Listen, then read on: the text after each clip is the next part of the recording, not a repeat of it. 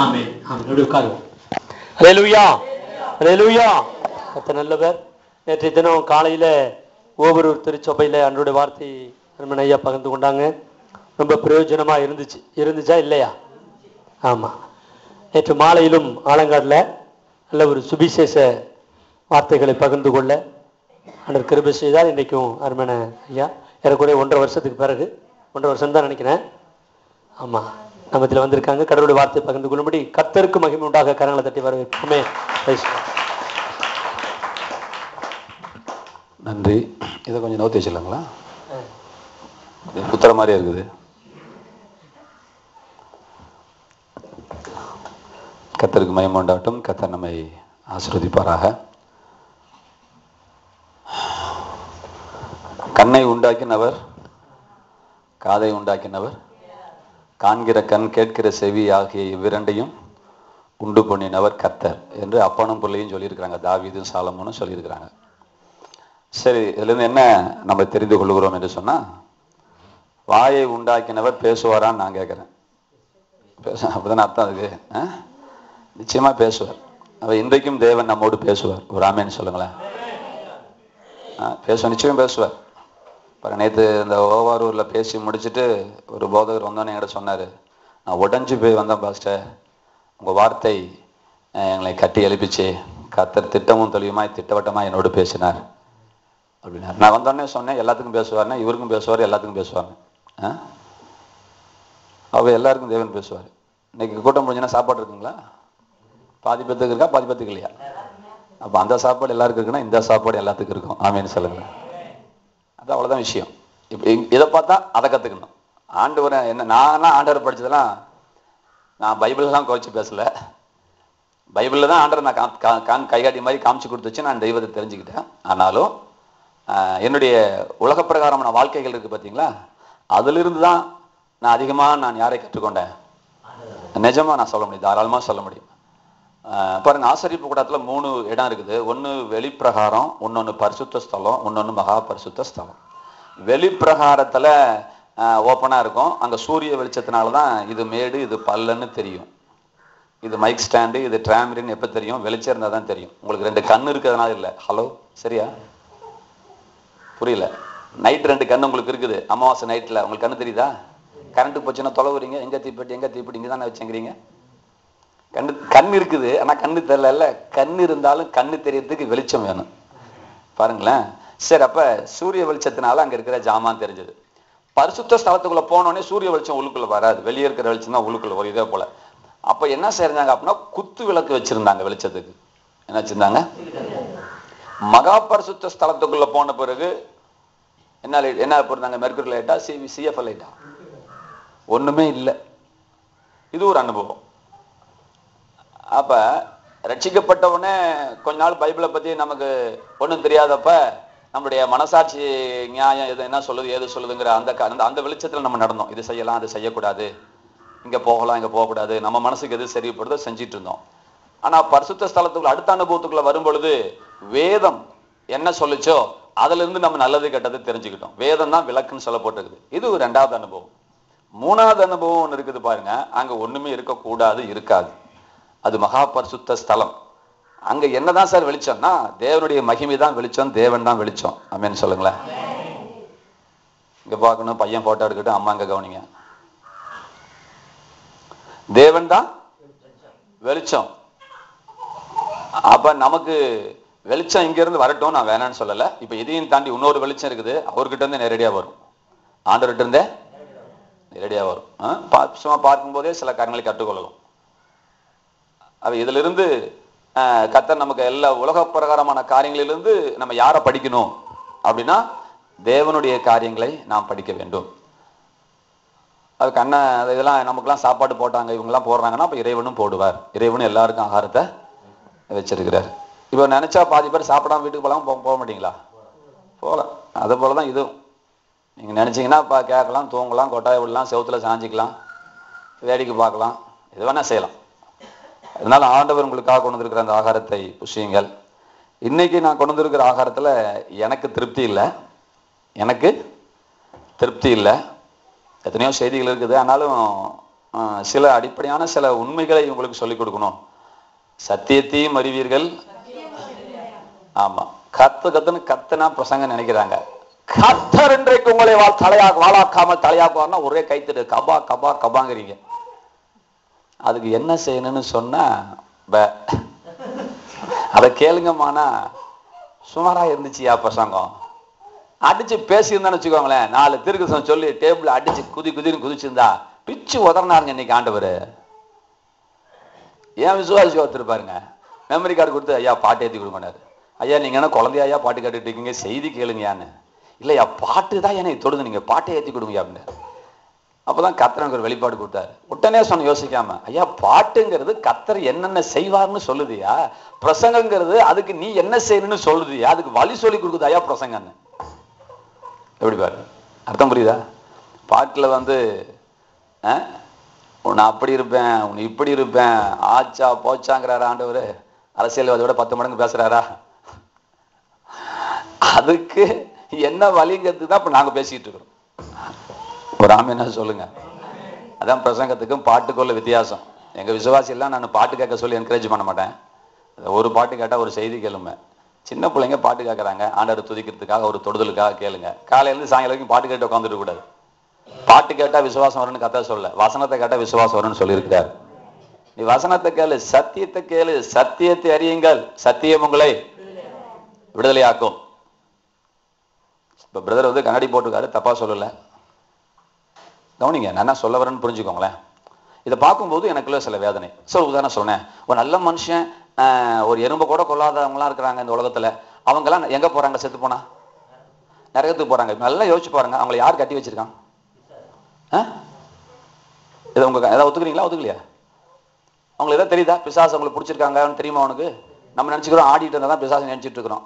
அவனெல்லாம் யாரு பிடிச்சி வச்சிட்டு இருக்கா? இப்ப அட்டகாசமா அவன் பிசாசு பிடிச்சி வச்சிட்டு இருக்கிறான் இல்லைங்களா சிஸ்டர்? இந்த கதவை சாத்தினா சொல்லுங்க, சாத்தியது பிசாசு பிடிச்சிருக்கிறான் இல்லைங்களா? அதாவது பிசாசு அப்படின்னா திரும்பி என்னமோ பயங்கரமா நினைச்சுக்காதீங்க. அறியாமை, இந்த பிசாசு எந்த ரூபத்துல வருகான அறியாமையை கொண்டு வந்து கொடுக்குறான். புரியுதுங்களா? சரி, குழந்தை வச்சுன்னா அப்படி தூக்கி வெளியே தப்பு கிடையாது. அதால விட்டு போய் அந்த குழந்தைக்கு என்ன கஷ்டமோ சரி பண்ணிக்கோங்க. சரி கவனிங்க, அந்த அறியாமை தான் நம்மளுடைய எல்லா பிரச்சனைகளுக்கும் நமக்கு காரணமா இருக்கிறது. இப்ப அதுபோல இப்ப கண்ணாடி போட்டுருவங்களை கண்டா இப்ப எனக்கு எப்படி இருக்குது அப்படின்னு சொன்னா, ஐயோ இவங்க இன்னும் அறியாமையில இருக்கிறார்களே. தப்பா நினைச்சுக்காதீங்க, சொல்றேன். கண்ணாடி கலட்டுன்னு நான் சொல்லலைங்க. என் கீழே வந்து சாவறதுக்கா? ஏன்னா கிளைய மலை அடிச்சுக்கிட்டு கை 2 பாம்பை தோடுறதுக்கா? கண்ணாடி எல்லாம் நான் கலட்ட சொல்லலை. கேளுங்க, ஒரு விஷயம் சொல்றேன் கேளுங்களேன். ஒரு விஷயம் நான் சொல்றேன், அது உங்களால் ஏத்துக்கொள்ள முடிஞ்சா கிரகிச்சுக்கொள்ள முடிஞ்சு. உபாகமத்துல கடைசி அதிகாரத்துல ஒரு 7வது வசனம் வாசிங்களேன். 7வது வசனத்துல மோசேயை பத்தி ஒரு ஸ்டேட்மெண்ட். நல்ல அதுக்கு மேல் வசனம் வாசிங்க. வாசிங்க வாசிங்க. ரைட் வாசிங்க. பாருங்க, மோசேயை அடக்கம் பண்ணியாச்சு. அதுக்கு மேல வசனம் வாசிங்க. அப்படியே கர்த்தரின் தாசனாகிய மோசே மோவாப் தேசமான அபிடத்திலே கர்த்தருடைய வார்த்தையின்படியே மரித்தார். கவனிங்க, இப்ப செத்துட்டார். இப்ப என்ன செஞ்சாருங்க? மோசே செத்துட்டார். மோசே செத்த பிறகு கவனிங்கம்மா, ஒரு விஷயம் சொல்றேன் கவனிங்க. மோசே செத்தாச்சு இல்ல, அதோட தானே புக்கு முடியணும். அந்த வசனத்தை கூட மோசே எழுதியிருக்க முடியாது. சரியா தப்பா? ஏன்னா செத்துட்டான், செத்தவன் எப்படி எழுதுவான்? அப்ப வேற யாரோ வச்சு ஆண்டவர் எழுதியிருக்காரு பாருங்களேன். அந்த புக்கை முடிக்கிறதுக்காக யோசுவாவை வச்சு முடிச்சிருக்காங்கன்னு வேத பண்டிதருடைய கருத்து இருக்கட்டும், சந்தோஷம். செத்து போயாச்சுங்க. செத்து போன மோசையை குறித்து இன்னும் எழுதப்பட்டிருக்கு பாருங்க, வாசிங்க. அதுக்கு இல்ல, அது ஆச்சாச்சு இல்ல. மோசே மரிக்கிற போது 120 வயதா இருந்தான். அவன் கண் இருளடையும் இல்லை, பலன் குறையவும் இல்லை. போதுங்க. இப்போ ஒரு கேள்வி, இதை ஏன் பைபிள் எழுதி வச்சிருக்காரு? நல்லா கவனிங்க. ஆண்டவர் டயத்தை வேஸ்ட் பண்ணுவாரா? இல்ல எனக்கு தெரியல. நிச்சயம் வேஸ்ட் பண்ண மாட்டாங்க, நான் ஒத்துக்கவே மாட்டாங்க. ஒரு எழுத்து கூட ஒரு வீண் பண்ண மாட்டாங்க. இந்த நியாயப்பிரமாணத்தில் உள்ள எழுத்து இல்லைங்க, எழுத்துல உள்ள ஒரு உறுப்பு கூட அழியாதுன்னு சொல்லியிருக்கிறார். காரணம் இல்லாம தேவன் எழுதலைங்க. அவர் வளவலா குழப்பலான்னு எங்களை மாதிரி பேசுற ஆள் கிடையாது. அவர் ரத்தின சுருக்கமாக அவர் பேசுகிறவர். அவர் ஒரு காரியத்துக்கு கொஞ்சம் டைம் எடுத்துக்கிட்டாருனாவே நீங்க தயவு செய்து யோசிச்சான், நிச்சயமா யோசிச்சான். எங்க விசுவாசி ஒருத்தர் வந்து சவுத் கொரியால போயிட்டு 1,90,000 சம்பாதிச்சிட்டு இருக்கிறாரு. அவர் அனிபாச பேசாமலே இருந்தார். எனக்கு கொஞ்சம் கஷ்டமா தான் இருந்துச்சு. நம்ம விசுவாசம் ஃபாரின்லாம் போயிட்டு லண்டன்லாம் போயிட்டு 2 வருஷம் இருந்து வந்துருக்காரு. அந்த டாக்டரின்லாம் உள்ளுக்குள்ள மெதுவாடி உள்ளுக்குள்ள பூந்துருக்குது. இப்போ நான் கேட்டேன், தம்பி தண்ணி இந்த சொம்பு அமெரிக்கா திரும்பி கொரியாவுக்கு போறீங்களா, சொம்பு தண்ணி சொம்பு கொண்டு போவீங்களான்னு கேட்டேன். இல்லையா அப்படின்னாங்க. ஏன்? அது அங்கேயே கிடைக்கும் இல்ல, அப்ப தேவையில்லாத ஜாமன் நீ கொண்டு போக மாட்டேன். சரியா? சரியா தப்பா? அப்ப அந்நிய பாஷை கத்தருக்கு நமக்கு தேவையில்லைன்னா கத்தர் அதை சீனுக்குள்ளே கொண்டிருக்க மாட்டாரே. அவர் உனக்கு உன்னை விட முட்டாளான்னு கேட்டார். சர்வ ஞானம் உள்ள கத்தர் பைபிள்ல அந்நிய பாஷை பத்தி பேசி எங்கேயும் போவாதா காத்த இருந்து வாங்கிக்கோடான்னு சொன்னா, அப்படி ஒரு அனுபவம் எனக்கு தேவையில்லை, நீ ஓவர்லுக் பண்ற. அது தேவையில்லை நீ சொல்ற, உனக்கு தேவையில்லை. இந்த அறிவு அவருக்கு இருந்திருந்தா அவரு தேவை விட்டுருப்பாரு. நான் சொல்றது புரியலீங்களா உங்களுக்கு? தேவையில்லாத நீ கொண்டு போக மாட்டீங்களா? அமெரிக்கா போகும்போது விளக்கமத்தை கூட்டிட்டு போவீங்களா? அங்க கூட்டத்துக்கு விளக்கமாட்டு. அப்ப அங்க கிடைக்கும், தேவையில்லைன்னு தானே போறீங்க. சொல்லுங்க. அப்போ உனக்கு இவ்வளவு அறிவு இருக்குல்ல, அண்ட சராசரத்தை உண்டாக்குன அந்த தெய்வத்துக்கு இந்த ஞானம் இல்லையா? ஏன் நீ அந்த காரியத்தை நீ வேணான்னு விட்டுட்டு போற அப்படின்னு சொல்லி நான் கேட்டேன். சரி, அது போலதான் இந்த வசனத்தை நான் கொண்டு வரேன். தேவனுக்கு அறிவு இல்லையா? இது ஏன் இப்படி சொல்லியிருக்கிறாரு? ஏன் இந்த வசனத்தை நான் கேட்கிறேன் சார். அவன் 120 செத்தா எனக்கு என்ன, 70 செத்தா எனக்கு என்ன, அவன் சாவும் போது கண்ணாடி போட்டா எனக்கு என்ன, போடாட்டி எனக்கு என்ன, குச்சி ஊனி நடந்தா எனக்கு என்ன, குச்சி ஊனி நடக்காது எனக்கு என்ன சார்? இது வந்து என் வவுத்து போல போய் ஆக்க போதா, இல்ல என்ன ஜீவன் ரட்சிக்க போதா? அந்த வார்த்தை எதுக்கு சார் அதை போட்டிருக்கிறாரு?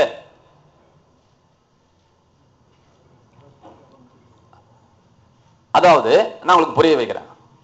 எதுக்கு அப்படின்னா, அந்த பைபிள் வந்து முதலாவது நான் வச்சுக்கோங்க, நேற்றே காமிச்ச ஐயா கிட்ட செல்போன்ல, டெஸ்டமெண்ட் என்றால் மரண சாசனம்னு அர்த்தம், உயில் அப்படின்னு அர்த்தம்.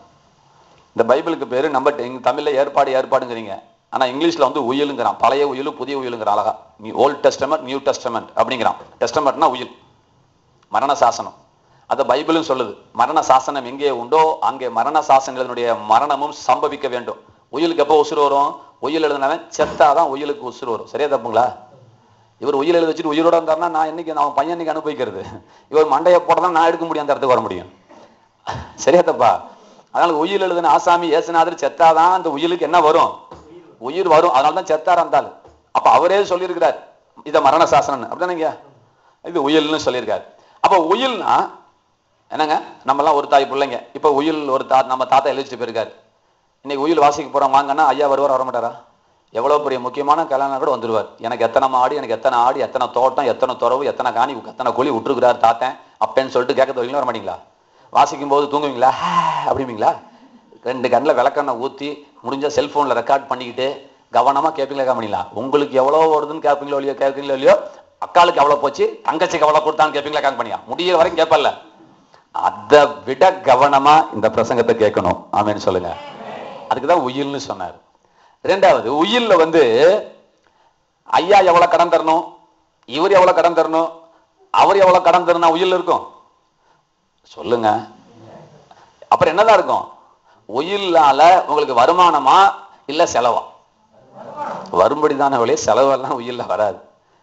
நான் இவர் எழுதும் போது சாவறாரு, 1 லட்சம் ரூபாய் என் கடனை வந்து என் மகன் தான் கட்டணும்னு சொன்னா, அடா பாவி நீ வானதுக்கு நான் ஏன்டா கட்டணும்னு கேட்பான்ல, கூத்தா இருக்குது. அதெல்லாம் உயில். ஆமா, அது கடன் பத்திரம், அதுக்கு பேர் உயில் இல்ல. சரிங்க. அப்ப உயில்னா என்னதுன்னா, நமக்கு வர வேண்டிய சொத்துக்கள் இதுல எழுதப்பட்டிருக்கிறது. ஆமேன்னு சொல்லுங்க. அப்ப இன்னைக்கு ஒவ்வொரு பிரசங்கத்திலையும் உங்களுக்கு என்ன தெரிஞ்சுக்கிறீங்கன்னா, உங்களுக்கு என்ன சொத்தை இறைவன் வைத்துட்டு போயிருக்கிறான். ஆமா, புரியல என்ன பேசுறது. இன்னைக்கு பண்ற அந்த பிரசங்கம் எல்லாம் என்ன அப்படின்னா, உங்களுக்கு என்ன சொத்தை இறைவன் வச்சுட்டு போயிருக்கிறான் அதை நீங்க தெரிஞ்சுக்கணுமா தெரிஞ்சுக்கூடாதா? தெரிஞ்சே ஆகணும். இந்த பில்டிங் வந்து இவர் பேர்ல இருக்குது, இது இவருக்கு தெரியல. நான் வந்து இவர்கிட்ட பணம் வாங்கிட்டே இருக்கிறேன், வாடகை கொடு வாடகை கொடு வாடகை கொடு வாடகை கொடுன்னு. உங்க அப்பா எனக்கு வித்துட்டாருப்பா, பத்திரம் எங்க இருக்குது, நீ வாடகை கொடுன்னு வாங்கிட்டே இருக்கிறேன். இவர் எப்போ வாடகை நிறுத்துவாரு? இவர் மண்டையில லைட் அடிச்சு, ஏப்பா இந்த பத்திரம் உங்க அப்பா உன் பேர்ல எழுதி வச்சிருக்காப்பா, சட்டம் வந்து உங்க அப்பனுக்கு பிறகு உனக்குன்னு வருது, இதனால இந்த வீடு உனக்கு தான் சொந்தம்னு இவர் மண்டையில என்னைக்கு அறிவு லைட் எரியுதோ, டியூப் லைட் எரியுதோ, அது வரைக்கும் என்ன செஞ்சுதான் இருப்பாரு? வாடகை கொடுத்து தான் இருப்பாரு. தெரிஞ்சாதானே கேட்பீங்க? சொல்லுங்க. தெரியலன்னா வாடகை கொடுத்து தான் இருப்பீங்க. அப்ப தெரியணுமா தெரியக்கூடாதா? ஆண்டவர் சொன்னாரு, என் பிள்ளைங்க பணம் இல்லாம கஷ்டப்படல, சோத்துக்கு இல்லாம கஷ்டப்படல, பிசாசுனால கஷ்டப்படல, என் ஜனங்க அறிவு இல்லாம கஷ்டப்படுறாங்கன்னாரு. இஸ்ரவேல் ஆண்டவருடைய ஜனங்கள் நரகத்துக்கு போறதுக்கும் காரணம் பரலோகத்துக்கு போறதுக்கு வழி இல்லாதனால இல்ல, வழி இருக்கிறது தெரியாதனால போறாங்க. பாருங்களேன் எவ்வளவு பெரிய விஷயம் பாருங்க இதெல்லாம். ரைட்டுங்க. இப்ப பாஸ்டையா மூத்த பொண்ணுக்கு கல்யாணம் பண்ணும்போது ஒரு 50,000 ரூபாய்க்கு சீர் செய்றார். ஒரு வார்த்தை வச்சுக்கலாம், ஏதாங்க 50,000 ரூபாய்க்கு சீர். சரியா தப்பான்னு பாருங்க. 2 வருஷம் கழிச்சு சின்ன பொண்ணுக்கு கல்யாணம். சின்ன பொண்ணுக்கு எத்தனாயிரத்துக்கு சீர் செய்யணும்? 30,000 சீர் செஞ்சா சின்ன பொண்ணு எங்க உட்காந்துருக்கு? பரவாயில்ல, அப்பாவோட கஷ்டம் தானே அப்படின்னு விட்டுருவியா? எல்லாரும் கேட்பியா? கேட்கலாமா கேட்கக்கூடாதா? கேட்கணும். எவ்வளவு கேட்கணும்? டபுள் மடங்கு கேட்கணுமா? என்ன சார்? வெரி குட், பேசுங்க, பரவாயில்ல. சித்தமொழிக்கு இவ்வளவு விவரம் வந்துருச்சுன்னா இந்தியாவுக்கே வந்த மாதிரிதான். அப்பா சொத்துனா என்ன விவரம் வருதுப்பா? 50,000 கேட்காம எக்ஸ்ட்ரா கேட்கறீங்க பாத்தீங்களா? ஏ சாமி, 50,000 கேட்க கூடாது. அந்த பொண்ணுக்கு என்னென்ன எடுத்து கொடுத்தியோ அதெல்லாம் எடுத்து கொடுனா அங்கேயே விலை வந்துடும். அங்க 5 பவுன் இங்க 5 பவுன் போடுறாங்க, அது டபுளா ட்ரிபிளான்னு அவரு பாத்துக்குவாரு. 50,000 கொடுத்தா வாங்கக்கூடாது பாப்பா. நீ அக்காலுக்கு என்னென்ன செஞ்சு எல்லாம் எழுதி வச்சுக்கணும். ஏன் நாளைக்கு உன் கல்யாணத்துக்கு வர என்ன செய்யணும்? காசு இல்லைன்னு சொல்ல கூட கூடாது. நீ சொல்றது புரியுதுங்களா? கேட்கலாமா கேட்கக்கூடாதா? கேட்கலாம். என்னங்க அத நடக்குது, ஆசை நடக்கு. நம்ம விஷயத்துக்கு வாங்க. நடக்கிறதெல்லாம் விட்டுறணும். இப்ப இதுல இருந்து நான் என்ன சொல்ல வரேன் அங்க வந்துடணும். இதுல இருந்து நான் என்ன சொல்ல வரேங்கிறதா முக்கியம். இப்ப பத்திரத்துல இவர் பேர்ல நான் ஒரு பத்திரம் எழுதி கொடுக்குறேன். 500 சதுர அடின்னு சொல்றேன். எவ்வளவுங்க? அளந்து கொடுக்கும் போது 499 சதுர தான் இருக்குது. இப்ப வாங்குவீங்களா வாங்க மாட்டீங்களா? போயிட்டுங்க ஒரு சதுர தானே விட்டுருவீங்களா? என்ன செய்வீங்க? அதெல்லாம் கூத்தெல்லாம் வேணாயா, எனக்கு ஒரு அடி கல்ல நவுத்தி போட்டு கூடையா, எனக்கு எவ்வளவு வேணும் கேட்பீங்களா கேட்க மாட்டீங்களா? கேட்கலாமா கேட்கக்கூடாதா? 10 ஏக்கர் 9 ஏக்கர் கொடுத்தா வாங்கிக்குவீங்களா? ஏக்கர்ல பத்திரத்துல 10 இருக்குது, 9 கொடுத்தா வாங்கிக்குவியா? வாங்கலாமா? வாங்கலாம். நீ நாளைக்கு விற்கும் போது அங்க அவன் 10 கேட்பான்ல, உனக்கு வேணாம். நீ நாளைக்கு கை மாத்தி கொடுக்கும் போது பத்திரத்துல 10 கொடுறான்னு கேட்பான்ல. சொல்லுங்க, அதுக்காவது வேணுமா வேணாமா? நான் உங்களுக்கு ஒரு சில காரியங்கள் சொல்றேன், அது ஐயாவும் விளங்கிக்கிட்டோம். பைபிள்ல சொல்லப்பட்டிருக்கிற ஒரு ஆசீர்வாதத்துல ஒரு பிட்டு கூட விட்டுட்டு நம்ம பரலோகத்துக்குள்ள போக கூடாது. நல்லா கை தட்டுங்க. அத்தனை ஆசீர்வாதங்களையும் அனுபவிக்காம நம்ம போக கூடாது. நீ ஏமாளியா கோமாளியா போக கூடாது சார். ஒரு வெறி உங்களுக்குள்ள வரணும், இழந்துடாத. ஒரு சதுரடி கூட விட்டுட்டு போக கூடாது. மோசே கிட்ட பார்வோன் ராஜா சொன்னான், சரி பாப்பா ஆடு மாட்டியாவது வச்சுட்டு பாப்பா, உன் பிள்ளைங்களாம் வச்சுட்டு ஆடு மாடெல்லாம் வச்சுட்டு போனான். அதுக்கு என்ன தெரியுமா சொன்னா மோசே? ஒரு குழம்பும் பின் ஆடனடா மாடா பண்ணி முதற்கொண்டு வச்சுட்டு போக மாட்டான். ஒரு குழம்பும் என்ன செய்ய மாட்டேன் நான் பின் வைக்கப்படுவதில்லை. என்ன தெரியுமா அர்த்தம்? உங்களுக்கு வர வேண்டிய ஆசீர்வாதத்துல ஒரு தகரட்டாப்பா கூட விட்டுட்டு போக கூடாது. கைகளை தட்டி நன்றி செலுத்துங்க. அத்தனை ஆசீர்வாதங்களையும் நாம் சுதந்திரித்துக் கொள்ள அழைக்கப்பட்டிருக்கிறோம். நாம் பிள்ளைகளானால் சுதந்திரரும். ஆமே. இப்ப அக்காலுக்கு எவ்வளவு? இப்ப உதயதாசன் சாகுறார். சாகும் பொழுது தங்கச்சிக்கு ஒரு லெட்டர், சின்ன பாப்பாக்கு ஒரு லெட்டர், அக்காலுக்கு இதெல்லாம் நான் செஞ்சிருக்கிறேன் என்னது அப்படின்னு எழுதி கொடுத்தா அதுல ஒரு ரகசிய தூது இருக்குது. என்ன சொல்லுங்க பார்க்கலாம்? உனக்கும் எல்லாம் செஞ்சு வச்சிருக்கிறேன், ரைட்டா? அதெல்லாம் நீயும் கிளைம் பண்ணி எடுத்துக்கோ அப்படின்னு அர்த்தம் இல்ல? சொல்லுங்க. இப்ப நான் சொல்றேன், மோசே நமக்கு அண்ணன், நம்ம தம்பியா பின்னாடி வந்திருக்கிறோம். இப்ப மோசேக்கு என்ன சொத்துன்னு பைபிள் எழுதி வச்சிருக்கிறாரு. இந்த சொத்து எதுக்கு எழுதி வச்சிருக்காரு? அப்ப அதை விட நிறைய கேட்கணும் தானே சொன்னீங்க. அவனுக்கு அன்னைக்கு 50,000 இன்னைக்கு எனக்கு எவ்வளவு தரணும்னு கேட்கணுமா இல்லையா? சொல்லுங்க. அப்ப மோசேக்கு ஒரு 120 வயசு நீ கொடுத்திருக்கிற, அந்த ஆளுக்கு சாகர வரைக்கும் அவன் கண்ணாடி போடல, அவன் சாகர வரைக்கும் குச்சி விடலனா மவனே ஆண்டவரே என்ன செய்வே தெரியாது, என் மூஞ்சில கண்ணாடி வரக்கூடாது. கை தட்டிங்க. வராது. என்ன விளையாடுறியா நீ? என்ன விளையாட்டா? ஒரு கண்ணுக்கு வெண்ணா ஒரு கண்ணுக்கு சுண்ணாம்பு வைப்பியா நீ? கேட்கலாமா கேட்கக்கூடாதா? இதுல இன்னொரு ரகசியம் பாருங்களேன். டாக்டர் சொல்றாரு, ஒரு அம்மா பிள்ளைக்கு தாங்கிட்ட நிறைய பால் இருக்குன்னு வாயை திறந்து கொடுத்துக்கிட்டே இருக்குமா குழந்தைக்கு. கொடுக்கலாமா? அப்படி கொடுக்கக்கூடாது. சரி, ஒரு தடவை கொடுத்து படுக்க வச்சாச்சு. அடுத்த தடவை எப்போ பால் தரணும் சொல்லுங்க பார்க்கலாம். தாய் குழந்தைய பெற்றவங்க, ஏன்னா இவர் குழந்தைய பத்தலாம் கரெக்டாக சொல்றாரு. நான் பொம்பளைங்களை கேட்டால் இவர் வாய்க்கு இவருக்கு இனிமேல் பிரசங்கம் பண்ணும்போது இவருக்கு ஒரு பிளாஸ்டரி போட்டுட்டு தான் உட்கார வைக்கணும், இல்லையா என் வாய்க்கு பிளாஸ்டரி போட்டுடணும். நான் எது கேட்டாலும் யார் தான் சொல்றாரு? இவர் தான் சொல்றாரு. ஏன் அலாரம் கொடுத்தா என்ன சார்? குழந்தை அழுதாதான் அது உள்ள ஏற்கனவே பசிச்சிருச்சுங்கிற சிம்டம். அதுக்கு அடையாளமா, பசி எடுத்ததுக்கு அடையாளம் தான் அப்படின்னு ஒரு கத்துது. உடனே அம்மா ரெடி ஆயிட்டா பால் கொடுக்குறோம், சரிங்களா? அது அழுகாட்டி பால் தராம நீ வெயிட் பண்ண சொல்லார், டாக்டர் வெயிட் பண்ண சொல்லார். ஏற்கனவே வயிற்றுல கொஞ்சம் கிடக்குது, இன்னும் செரிமானம் ஆகலை. செரிமானம் ஒரு பில்லு வச்சிருக்கிறேன், ஒரு இண்டிகேட்டர் வச்சிருக்கிறேன், கத்தும், அப்ப கொண்டு போய் பாலை கொடுணும். இது போல அண்ணனுடைய சொத்து பைபிள் எழுதி வச்சிட்டாரு. இது யாருக்கு போகும் அப்படின்னா, எவன் ஒருத்தன் கேட்கிறானோ அவனொருத்தனுக்கு தான் போகும், எவன் ஒருத்தன் விசுவாசிக்கிறானோ அவனொருத்தனுக்கு தான் போகும். ஆமேன்னு சொல்லுங்க. நான் என் கடமை நான் சொல்லிட்டேன், இதை நான் விசுவாசிக்கிறேன், நான் கிளைம் பண்றேன். ஆண்டவர் பட்சபாதம் உள்ளவரா இருக்க முடியாது. இது என்னுடைய தர்க்கம். இருப்பாரா? இருக்க முடியாது, இருக்க முடியாது. பட்சபாதம் நான் என்ன சொல்றேன்? பைபிள் எனக்கு வேணாங்க சார். நான் சொல்றேன் சார், நமக்கு அறிவு இல்லையா? நமக்கு அறிவு இல்லையா? இறைவன் பட்சபாதம் காட்டுவானா? காட்டினா இறைவனா? எனக்கு அவன இறைவனா இருக்கானா? பட்சபாதம் காட்டுறான், எனக்கு தான் சாமியா இருக்கிற. பைபிள் என்ன பைபிள்? நான் சொல்றேன், நமக்குள்ளேயே கத்துற பைபிள் வச்சிருக்காரு. முதல்ல தெரிஞ்சுக்கோங்க, பரிசுத்த ஆவியானவர் நமக்குள்ள இருக்கிறார். அதனால தேவன் பட்சபாதம் காட்ட முடியாது. ஒரு தகப்பனே பட்சபாதம் காட்டக்கூடாது. இறைவன் எப்படி பட்சபாதம் காட்ட முடியும்? காட்டக்கூடாது, காட்டக்கூடாது, காட்ட மாட்டார். அப்ப நீ ஏன் கிளைம் பண்ணி கேட்கக்கூடாது? ஆண்டவர் எனக்கு சுகம் வேணும்னு கேட்கக்கூடாதா? கண்டிப்பா கேளுங்க சார். பைபிள்ல என்னென்ன ஆசீர்வாதம் இருக்குதோ தாராளமா யாராருக்கு என்னென்னலாம் கொடுத்தாரோ அதுக்குதான் சொன்னார் ஆண்டவர். சொல்றது புரியுதுங்களா? என்கிட்ட ஒரு அம்மா கேட்டுச்சு, நேற்று கோச்சுக்கு சின்னமோ, நான் வந்தா சோறு போடுங்களான்னு கேட்டுச்சு. நான் சொன்னேன், பக்கத்து விட்டு சொரிநாய் வந்த அப்புறம் சோறு போடுவானே. அப்ப நான் சொரிநாய் விட கேவலமானுச்சு. நான் சொன்னதனுடைய அர்த்தம் என்ன உங்களுக்கு புரியுதா? நான் வந்தா சோறு போடுங்களான்னு கேட்டாங்க, சொரிநாய் வந்தா கூட சோறு போடுவானு. அப்பனா என்ன சொல்ல வரேன்? இவருக்கு புரியுது என்னங்க? சொரிநாய்க்கே போடுறவன் அம்மா உனக்கு போடாம இருப்பானா? அது 100க்கு 100 நிச்சயம் அல்லவா? அப்படிங்கிறதுக்கான அந்த உதாரணம் எடுத்தேன். இந்த அம்மா என்னை சொரிநாயின்னு சொல்றீங்களா? அப்ப நான் சொரிநாய்க்கே போறேன்னா என்ன அர்த்தம் புரியுதா? இப்ப பைபிள் அப்படி ஒரு வசனம் இருக்கு பாருங்க. தம்மை நோக்கி கூப்பிடுகிற காக்கை குஞ்சுகளுக்கெல்லாம் அவர் உணவளிக்கிறாராம். என்ன சொல்ல வர்றாரு? பள்ளிக்கு, நாய்க்கும், பேனுக்கும், ஈருக்கும், தேலுக்கும், பாம்புக்கும், திமிங்களுக்கும், தவக்கலைக்கும் சோறு போடுற கர்த்தர் உனக்கு எனக்கு சோறு போட மாட்டாரா? சோறு போடுவார.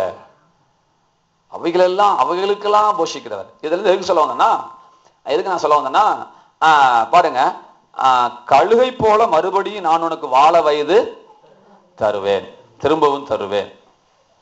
வாழ வயதுன்னு தமிழ்ல இருக்குது, அதனுடைய சரியான அர்த்தம் ஆங்கிலத்தில் நீங்க இள வயது, இளமைன்னு சொல்லப்பட்டிருக்கு.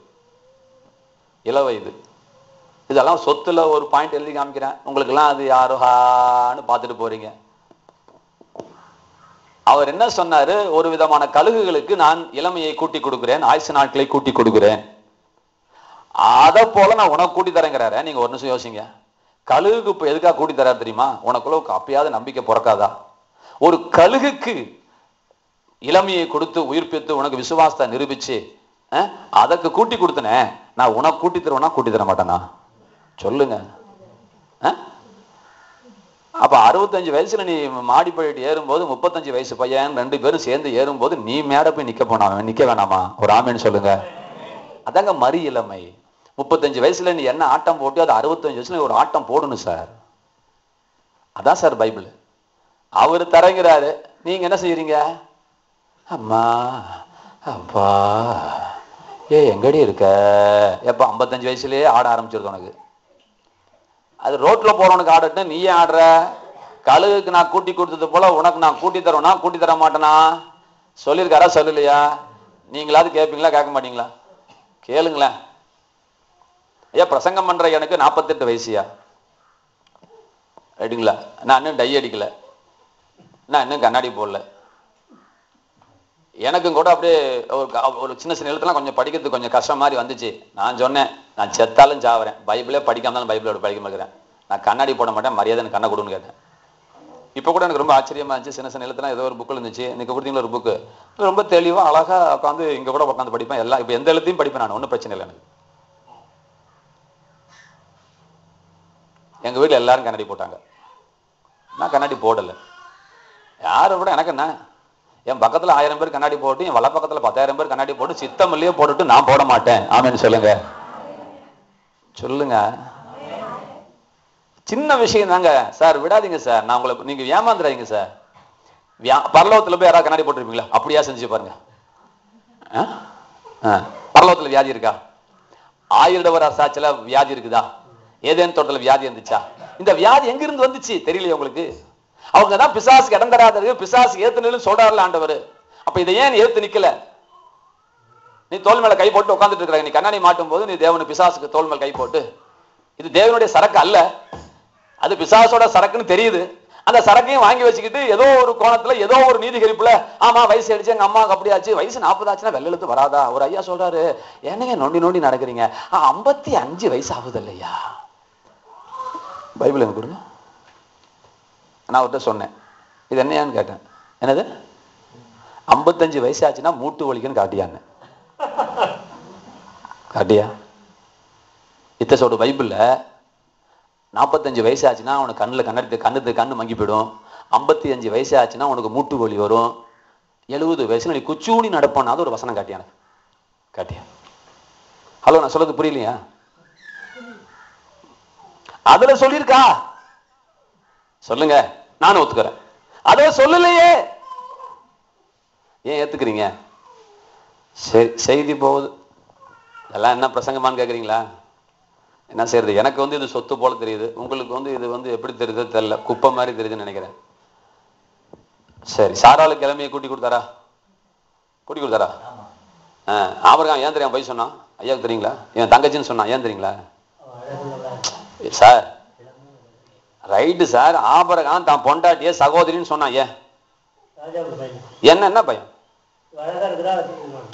என்னங்க சகோதரின்னு ஏன் சொன்னான்? ஏன் மனைவின்னு சொன்ன எப்படி கொள்ளுவான்? சொல்லுங்க. ரைட், நீங்க சொன்னது ரைட் தான். எப்படின்னு சொல்லுங்க.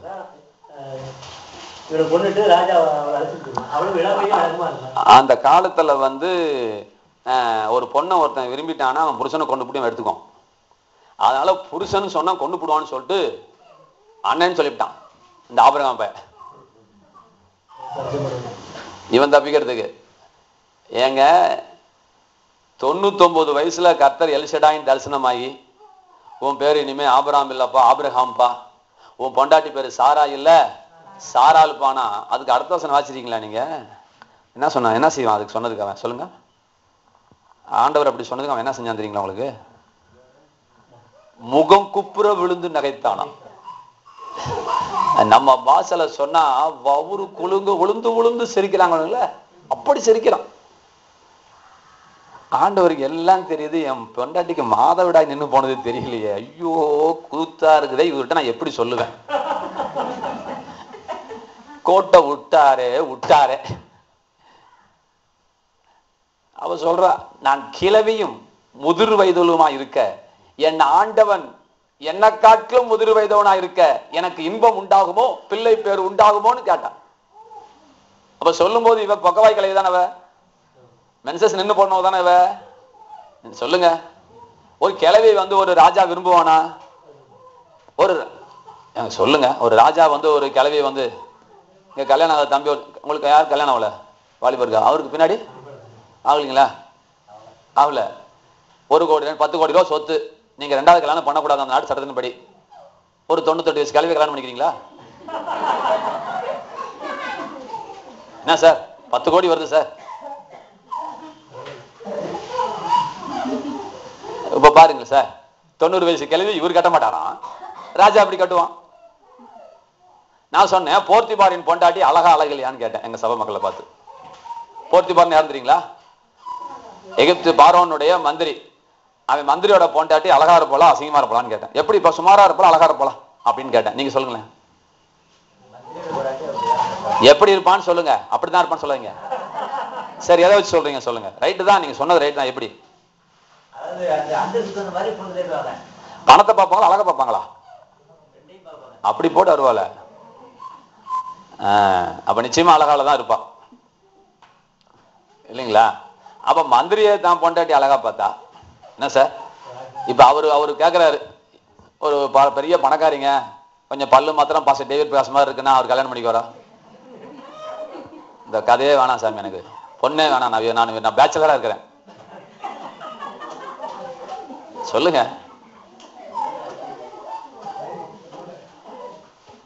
வெள்ளையா இருக்குது, காது மாத்திரம் கொஞ்சம் பெருசா இருக்குது, கல்யாணம் பண்ணிக்கலாம் பண்ணிக்குவார் அவரு? மூக்கு மாத்திரம் 2 இன்ச்சு பெருசா படிச்சுங்க, அவங்க அம்மா இழுத்து விட்டாங்க, நல்லா படிச்சிருக்குது அப்படின்னா வச்சுக்குவாரா? மண்டை மாத்திரத்தை சோடு இருக்குன்னா கல்யாணம் பண்ணிக்குவாரா? நான் எருவ மாட்டேன் கல்யாணம் பண்றேன், அவளை காலிக்க மாட்டேன்றார். அம்மிக்கல்லையாவது குழவியாவது கயத்துல அடிக்கிறேன், எனக்கு அந்த பொம்பளை வேணான்னு சொல்லுவார சொல்ல மாட்டாரா? சரி, அப்ப ஒரு ராஜா, ஒரு எகிப்து தேசம்னா ஒரு நாடு, ஒரு தேசங்க, அது தேசத்தோட ஒரு ராஜா, ஒரு அபிமெலேக்கு ராஜா வந்து இந்த அம்மாவை பார்த்து நான் பொண்டாட்டியா வச்சுக்கிறேன், கீப்பரா வச்சுக்கிறேன்னு சொல்லி அந்த புறத்துல கொண்டு போய் லாக் பண்றானா? என்னங்க ஒரு பெரிய அற்புதம் இல்லைங்களா? அப்ப தேவன் சாராளுக்கு இளமையை கூட்டி தரலையா? ஏங்க எதுக்குங்க சாராளுக்கு கூட்டி கொடுத்தாரு? நமக்கெல்லாம் தரமாட்டேன்னு சொல்றதுக்காகவா? தான் நான் அக்காளுக்கு தந்திருக்கிறேன், வேணா நீ கேட்டு வாங்கிக்கோ. எத்தனை பேருக்கு வேணும் உட்காந்துருக்கு உங்களுக்கு?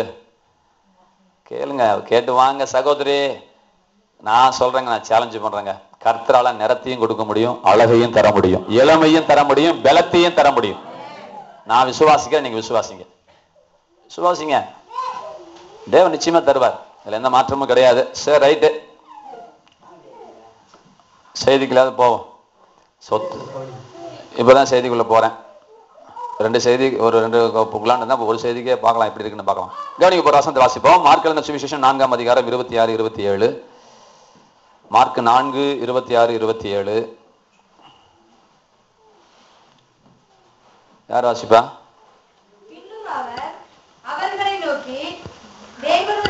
வாசிங்க, வாசிங்க. 26, 27. மார்க் 4, 26. அவர்களை நோக்கி, தேவனுடைய ராஜ்யமானது ஒரு மனுஷன் நிலத்தில் விதையை விதைத்து இரவில் தூங்கி பகலில் விழித்திருக்க அவனுக்கு தெரியாத விதமாய் விதை முளைத்து பயிராகுவதற்கு ஒப்பாயிருக்கிறது. சரி, கவனி, அந்த பக்கத்தை அப்படியே கையில் வச்சிருங்க. நல்லா கவனிக்கணுங்க. ஒரு முக்கியமான விஷயம் நான் சொல்லி தருவேன், நீங்க கீழே விட்டுறீங்களோன்னு தான் பயம். அடுத்த வாரம் முசல்ல என் சபையில வந்து ஒரு செய்தி கொடுக்க போறேன், திருவிருந்து எனக்கு அடுத்த வாரம். நான் ஏற்கனவே சொல்லிட்டேன், அற்புதமான ஒரு செய்தி நான் தருவேன், ஆனா நீங்க அது கீழே விட்டுறாதீங்க. ஏன்னா பாக்குறதுக்கு அது கேவலமா தான் தெரியுது, பாக்குறதுக்கு அது அப்படின்னு விட்டுருவீங்க, அதுதான் விட்டுறாதீங்கன்னு சொல்ல வரேன். அதே போலதான் இதுவும் ஒரு மகா முக்கியமான ஒரு வசனங்களிலே ஒரு வசனம். பரலோக ராஜ்யத்தை நாம் விளங்கிக் கொள்ள வேண்டும். அல்லது பாருங்க, பரலோகம் வேற, பரலோக ராஜ்யம் வேற. இது புரிய மாட்டேங்குது. கர்த்தர் டெக்னிக்கா பரலோக ராஜ்யத்துக்குள்ள பிரவேசிக்க மாட்டான்னு சொன்னார் வழியே, பரலோகத்துல பிரவேசிக்க மாட்டான்னு சொல்லலைங்க. இந்தியா வேற, கவர்மெண்ட் ஆஃப் இந்தியா வேற. புரியுதா? புரியலையா? ஹெவன் வேற, கிங்டம் ஆஃப் ஹெவன் வேற. பரலோகம் வேற, பரலோக ராஜ்யம் வேற. நான் பூட்டானுக்கு போகும்போது இந்த kingdom of Bhutan welcomes you எனக்கு அப்படியே நெத்தில அடிச்ச மாதிரி அந்த வார்த்தையை பார்த்தா, அவ்வளவு பசுமை நாடு இந்த பூட்டான் தேசம். ஒரு காஞ்சு போன இலைய அந்த தேசத்துல கண்டுபிடிக்க முடியாது. ஒரு காஞ்சு போன இலைய கூட பார்க்க முடியாது. என்னதான் ஊரோ, ஏன் தான் கர்த்தர் அப்படி ஆசீர்வச்சிருக்காரோ, மகா செழிப்பு. பஞ்சாபை பார்த்து அப்படிதான் அசந்தேன். என்னையா ஊராயா இது அநியாயம் பண்றாரு ஆண்டவரே, இதுதான் கானான் தேசமானு கூட கேட்டு ஆண்டவர்கிட்ட. பஞ்சாப் ஒரு சும்மா அப்பா ஐயா கிட்ட சொல்லி போயிட்டு வாங்க, ட்ரெயின்ல போயிட்டு வரவே ஒரு 400, 800 தான். போயிட்டு ரொட்டியை தின்னுட்டு வாங்க. ஒரு ரொட்டி 1 ரூபா, 1.5 ரூபா. தொட்டுக்கிறதுக்கு சட்னி மாத்திரம் 35 ரூபா. சரிங்க. அப்ப பாருங்க, பரலோகம் வேற, பரலோக ராஜ்யம். சரி, புரியுதா? புரியலீங்களா? சரி, அதை பத்தி டீட்டெயில் அப்புறம் பார்த்துக்கலாம். அப்ப சொல்ல வந்தது என்னன்னா, இங்க என்ன சொல்றாரு? பரலோக ராஜ்யத்தை தேவன் ஒப்பிடுகிறார். என்னங்க அப்படி என்ன சொல்றாருன்னா, கவனிங்க, தேவன் எந்த விதத்திலே செயல்படுகிறார், தேவனுடைய திட்டங்கள் என்ன, ஆவிக்குரிய ஆண்டவருடைய ராஜ்யம் எப்படி செயல்பட்டு கொண்டிருக்கிறது என்கின்ற ரகசியத்தை இறைவன் மனுமக்களுக்கு சொல்லிக் கொடுத்தார், மக்களுக்கு சொல்லிக் கொடுத்தார். புரியுதுங்களா? வசனம் எப்படி ஆரம்பிச்சதுங்க? பரலோக ராஜ்யமா, சரிதாங்க, தேவனுடைய ராஜ்யமானது, பரலோகமானது இல்ல, தேவனுடைய ராஜ்யம், the kingdom of God. பரலோக ராஜ்யம், தேவ ராஜ்யமானது தேவனுடைய. அப்ப எதுக்கு அந்த ராஜ்யத்தை நீ புரிஞ்சுக்கணும்னா, நான் எப்படி செயல்படுறேன், நான் எந்த தத்துவத்துல செயல்படுறேன், அப்படிங்கிற தத்துவத்தை நீ தெரிஞ்சுக்கணும்னா இந்த நான் உனக்கு ஒரு உதவி செய்யறேன். என்ன உதவிங்க சார் அப்படின்னா, இப்ப நான் நீங்க யாராவது பார்க்கலாம், எத்தனை பேர் படிச்சிருக்கிறீங்க, ஐயாவே கேட்கிறேன், ஐயாவே சொல்றான்னு பார்க்கலாம். இப்ப என்ன சொல்றாருங்க இந்த வசனத்துல, ஒரு மனிதன் நிலத்தில் விதையை விதைத்து, நீங்களும் கவனிங்க, உங்களுக்கு சார்பில் ஐயா உட்கார வச்சிருக்கேன். ஒரு மனிதன் நிலத்தில் விதையை விதைத்து இரவில் தூங்கி பகலில் விழித்திருக்க அவனுக்கே தெரியாத விதமாய் முளைத்து பயிராவதற்கு ஒப்பாய் இருக்கிறது. எதுங்க? தேவனுடைய ராஜ்யமானது.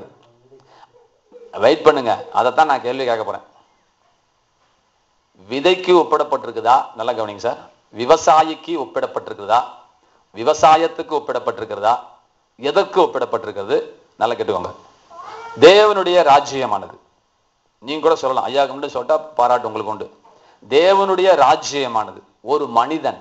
இப்ப யார் இழுத்தார் வம்புக்கு? ஆண்டவர் மனிதன். நீங்க விதைன்னு சொன்னீங்க, இப்ப யார் இழுக்கிறார்? ஆண்டவர் ஒரு மனிதன்.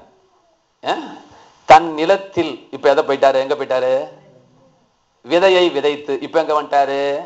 விதைக்கு வர. எவ்வளவு இழுக்கிறாரு பாருங்க வம்பு. உதாரணம் சொன்னா ஒண்ணு சொல்லணும், ஒரு கல்ல ஒரு குருவி அடிக்கலாம், இவர் 3 குருவி சேர்த்து வச்சு இழுக்கிறாரு பாராண்டவர். நான் சொல்றது புரியுதா பாருங்க. பரலோக தேவனுடைய ராஜ்யமானது ஒரு மனிதன். இப்ப யார் ஒப்பிட்டாரு? ஒரு மனிதன் என்னமோ செய்ய போறான்னு சொல்ல போறாரு. ஒரு மனிதன் தன் நிலத்தில் விதையை விதைத்து இரவில் தூங்கி பகலில் விழித்திருக்க அவனுக்கே தெரியாத விதமாய் முளைத்து பயிராவதற்கு ஒப்பாய் இருக்கிறது. இப்ப பயிருக்கு ஒப்பிட்டாரா, விதைக்கு ஒப்பிட்டாரா, இவனுக்கு ஒப்பிட்டாரா, எதுக்கு ஒப்பிட்டாரு சொல்லுங்க சார். அதான் டவுட் எனக்கு, வேற ஒன்றும் இல்லை. புரியுது? நான் கேள்வி புரியுதுங்களா? சொல்லுங்க. அது 3க்கும் சேர்த்து ஏதாவது ஒரு பேர் என்ன சொல்லலாம்னு ஒன்றும் புரியல, எனக்கும் புரியல. விவசாயம் செய்கிற விவசாயியா, இல்ல விவசாயமும் விவசாயியுமா, இல்ல எப்படி ஒரு ஏதாவது ஒரு ஜென்ரலா ஒரு டேம் சொல்லுங்களேன். நான் எங்க அக்கா அவன் பிஇ படிச்சுட்டு அவன் சாஃப்ட்வேர் இன்ஜினியரா இருக்கிறான் பாம்பேல. எங்க அக்கா பொண்ணு சாஃப்ட்வேர் இன்ஜினியரா சென்னையில் இருக்கிறா. இந்த வசனத்துக்கு அர்த்தம் சொல்லிட்டானு, அர்த்தம் சொல்ல வேணாம், எதுக்கு ஒப்பிட்டுக்காரன்னு சொல்றா பார்க்கலான்னு. எவ்வளவு உனக்கு எவ்வளவுதான் நீ மூளை இருக்கணும் நீ சொல்லி அப்படின்னு. என்ன அழகா, என்ன டெக்னிக்கா உள்ள கண்ணில் விரல விட்டு விரலட்டு நோன்ற மாதிரி இந்த வசனத்தை போட்டிருக்கிறாருங்க. தேவனுடைய ராஜ்யமானது ஒரு மனிதன் நிலத்தில் விதையை விதைத்து இரவில் தூங்கி பகலில் விழித்திருக்கு அவனுக்கே தெரியாத விதமாய் முளைத்து பயிராவதற்கு ஒப்பாய் இருக்கிறது. எதுக்குதான் ஒப்பிடுற சார்? ஒண்ணுமே புரியல சார் எனக்கு. சரி சார், ஆனா ஒட்டுமொத்தமா சேர்த்து சொல்லிடுவோம். விவசாயம் செய்கிற ஒரு விவசாயி அப்படிதான், வேற வழி இல்லை. அதுவே எனக்கு தப்பாக தெரியுது, குறையா தெரியுது. திரும்ப விவசாயிக்கு வந்துட்டோம்ல, விவசாயமும் விவசாயம் அப்ப 2 சேர்த்தான் வருது இந்த இடத்துல. ஒருவனையும் இழுத்து விட்டாரு. அப்ப இவனும் தேவை, இவனும் சீனுக்குள்ள வரணும், இவனையும் கட்டணும், நிலத்தையும் ஜோடி கட்டணும், விதையும் கட்டணும். அதான் விவசாயம். சரி ரைட்டுங்க. இப்ப நான் சொல்றேன் கவனி. அப்ப விவசாயம் பண்ணுகிற ஒரு விவசாயி விவசாயிக்கும் விவசாயத்துக்கும் சேர்த்து ஒப்பிடுகிறார். இப்போ எனக்கு என்ன வந்துச்சு அப்படின்னா, கவனிங்க, ஆண்டவர் ஹெலிகாப்டர் ஓட்டுற பைலட்டோடையும் ஒப்பிட்டு இருந்தா உங்களுக்கு எத்தனை பேருக்கு புரியும்? ஏரோப்ளேனை ஓட்டுகிற பைலட்டும் ஒப்பிட்டு இருந்தா உனக்கு ஏரோப்ளேனை பத்தியும் சுக்கும் தெரியாது, பைலட்டை பத்தியும் ஒரு சுக்கும் தெரியாது. நம்ம என்னைக்கு புரிஞ்சுக்க போறோம் தேவனுடைய ராஜ்யத்தை? இப்ப இறைவன் கொடுத்த உதாரணம் பாருங்க. இந்த உலகமே அழிஞ்சாலும், கவனிங்க, இந்த உலகமே அழிஞ்சாலும், பாயும் இல்லை உலகம் முழுக்க இல்லாம போனாலும், 2 வீலர் கம்பெனியே உலகத்தில் இல்லாம போனாலும், உலகத்தினுடைய எல்லா பட்டி தொட்டிகளில் இருந்து தலை சிறந்த நாடு வரைக்கும், ஆமா கவனிங்க, ஒரு காரியம் நிச்சயமா இருக்கும். அந்த காரியம் என்ன காரியம் தெரியுங்களா? விவசாயம். என்ன சரியா தப்புங்களா? என்ன பூவாக்கு வந்துதானே ஆகணும்? இந்த அரஜான் வவுத்துக்கு வந்துதானே சார் ஆகணும் அவன்? புரியுதா? புரியலைங்களா? அது நீ எந்த மாத்திரத்தினும் நீ பசியாத்த முடியாது. நாங்க நிலத்துல போய் பாடுபட்டு சேத்துல கால்பட்டாதான் சோத்துல கைப்படுங்கிறது போல உனக்கு நீ உள்ளாட்டினாலும் எவனாவது ஒருத்த நிலத்துல கை வச்சாதான் கலப்பையா போட்டாதான் சார் உன் தட்டுக்கு சோறு வரும். அப்ப ஹீரோ ஹோண்டா கம்பெனி எத்தனை பேர் பாத்துருக்கீங்க? பைக் எப்படி தயாரிக்கிறாள் தெரியுமா? இருக்காது, தெரியாது. நான் சொல்றது புரியுதுங்களா? குதிரைக்கு எப்படி லாடம் கட்டுறது தெரியுமா? நான் கூட டவுன்ல இருக்கணுக்கு தெரியாது, மாட்டுக்காரனுக்காக தெரியும், பட்டிக்காட்டில் இருக்கணுக்கு தெரியும். இப்போ ஒரு கேள்வி கேட்கறேன், விவசாயம் தெரியாதவன் உலகத்துல ஆனது இருப்பானா? செய்ய தெரியாதவன் இல்ல, கண்ணில் பார்க்காதவனா இருப்பானா? ஏன்? எந்த ஊர்லயும் என்ன இருக்கணும்? இப்ப பாரு, யாரோடைய ஞானம் பாருங்க ஐயா, எங்க கை வச்சாரு பாருங்க. ஒரு முட்டா பயல கூட புரியணும் நான் எந்த விதத்துல செயல்படுறேங்கிறது. முட்டா பயல கூட தெரியும். விவசாயம் இல்லாத நாடு, விவசாயம் தெரியாத மனிதன் இந்த பூ உலகில இருக்கவே முடியாது சார். அங்க இறங்குறார் கர்த்தர், அடி மட்டத்துக்கு இறங்கிட்டார். இப்ப என்ன தெரிஞ்சுக்கணும்னா, நான் எந்த சிஸ்டத்துல செயல்படுறேன்னு தெரிஞ்சுக்கணும்னா, தம்பி விவசாயத்தை தெரிஞ்சுக்கோ. ஒரு ஆமென் சொல்லுங்க. போ, என்ன பைபிளை மூடி வச்சுட்டு போய் வயக்காட்டுல போய் உட்காரு கொஞ்ச நேரங்கிறார். இதுக்கு அதான் அர்த்தம். என்ன தெரிஞ்சுக்கணும்னா எங்க போன? போ, வயல்ல போய் உட்காரு. அவன் என்ன செய்யறான்னு பாரு, அதுல இருந்து என்ன தெரிஞ்சுக்கோப்பா. அதுலதான் அந்த சிஸ்டத்தின் அடிப்படையில் தான் நானும் செயல்படுறேன். என்ன ஒரு அழகான ஒரு நியதி, எனக்கு ரொம்ப பிடிச்சிருக்கு. எனக்கு என்னன்னு தெரியல, இந்த வசனம் அவ்வளவு நல்லா பிடிச்சிருக்கு. பரலோக ராஜ்யத்தை ஒரு விவசாயம் செய்கிற ஒரு விவசாயிக்கு ஒப்பிட்டு என்ன தெரிஞ்சுக்கோன்ட்டார். அதுக்கு அவர் சில பல க்ளூஸ் எல்லாம் கொடுக்குறாரு. அந்த க்ளூஸ் எல்லாம் விட்டுருவோம். பகல்ல விழிச்சிருக்கணுமா, நைட்ல என்ன செய்யணுமா, தூங்கணும் சார். நைட் எல்லாம் உட்காந்து அழுதுகிட்டு உட்காந்துட்டு இருக்க கூடாது. ஐயோ நான் என்ன செய்ய போறனோ, நாளைக்கு என் பிள்ளைக்கு எப்படிதான் கல்யாணம் பண்ண போறனோ, பணக்காரன் வந்துட்டானேன்னு கேட்கக்கூடாது. தூங்க சொல்றாரு. நல்ல நிம்மதியா விடுதலையா. விதைச்சிட்டு இல்ல முளைக்குமா முளைக்காதான்னு 12 மணிக்கு எட்டி பார்த்துட்டு இருக்கான வயல்ல போயிட்டு. காலைல வச்சு தந்துச்சா, தம்பி போய் பார்த்து வாப்பா. 1 மணிக்கு தம்பி நீ போய் பார்த்துட்டு வாப்பா அப்படின்னு கவலைப்பட்டு இருக்கானா. விதைச்சிட்டு நிச்சயமா முளைக்குன்னு படுத்துட்டு இருக்கிறான். காலைல எஞ்சி பாக்குறான், முளை விட்டுருக்குது. ஆமேன்னு சொல்லுங்களேன். முளை விடும், வளரும். நீங்க பண்ண ஜபத்துக்கு பதில் கிடைக்கும். ஆமேன்னு சொல்லுங்க. உங்களுடைய பிரயாசத்துக்கு பதில் கிடைக்கும். கவலைப்பட்டு இருக்காத, நீ தூங்கு, இளைப்பாரு, ஸ்தோத்திரம் போட்டு சந்தோஷமா இரு. இங்க உட்காந்துட்டு இஞ்சி தண்ண போறங்க, என்ன சத்த உறங்கன்னு கவலைப்பட்டு உட்காந்துட்டு இருக்காத. நல்லா ஃப்ரீயா இருங்க. கொஞ்ச நேரம் தூங்கு, கொஞ்ச நேரம் ரெஸ்ட் எடு, நான் பாத்துக்கிறேன். இளைப்பாருன்னு அர்த்தம். தூங்குறதுன்னா அர்த்தம் இளைப்பாறுதல், சந்தோஷமா இரு, சமாதானமா இரு, கவலை இல்லாம அர்த்தம் இருக்கு. ரைட்டுங்க. இப்ப தேவனுடைய ராஜ்யத்தை நம்ம புரிஞ்சுக்கிறதுக்கு நமக்கு விவசாயத்தை சொன்னார். இப்ப விவசாயத்துக்கு ஒரு 2 காரியம் முக்கியமா இருக்குது. விவசாயம் விட்டுருங்க, விவசாயத்தை பத்தி பேசுறேன். விவசாயத்துக்கு 2 காரியம். ஒண்ணு விதை, தேவைப்பட்டது தண்ணீர், நிலம், அப்படி வச்சுக்கலாம். அப்படி தேவைன்னா கத்தி கடப்பாரா மண்வெட்டி முதற்கொண்டு தேவை. ஏதோ மெயினா 2 எடுத்துக்கோ. மெயினா 2 எடுத்துட்டு பேசுவோம். ஒண்ணு விதை, ஒன்னொன்னு நிலம். ரைட்டுங்களா? ஒரு மனிதன் நிலத்தில் விதையை விதைத்து, ஆண்டு 2 தான் எடுத்தாரு. ஒரு மனிதன் நிலத்தில் விதையை விதைத்து, பார்த்தீங்களா? அந்த விதையில தான் பயிர் இருந்துச்சு, அது அடுத்த பிரச்சனை. அப்ப 2 தான் மெயினா எடுத்தாரு. ஒண்ணு நிலம், ஒன்னொன்னு விதை. இப்ப சொல்லிட்டாரா? இப்ப விதை என்ன, நிலம் என்ன? இப்ப விதை என்னன்னு ஒரு காரியம். விதை என்னன்னு சொல்லும் போது அந்த 1 பேதுரு 1:23, 2 பேதுரு 1:23, அழிவில்லாத வித்தினாலே ஜனிப்பிக்கப்பட்டிருக்கிறீர்கள். 23வது வசனம் வாசிங்க.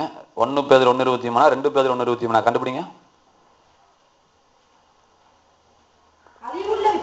1 பேதுரு 2 பேதுரு வாசிங்க.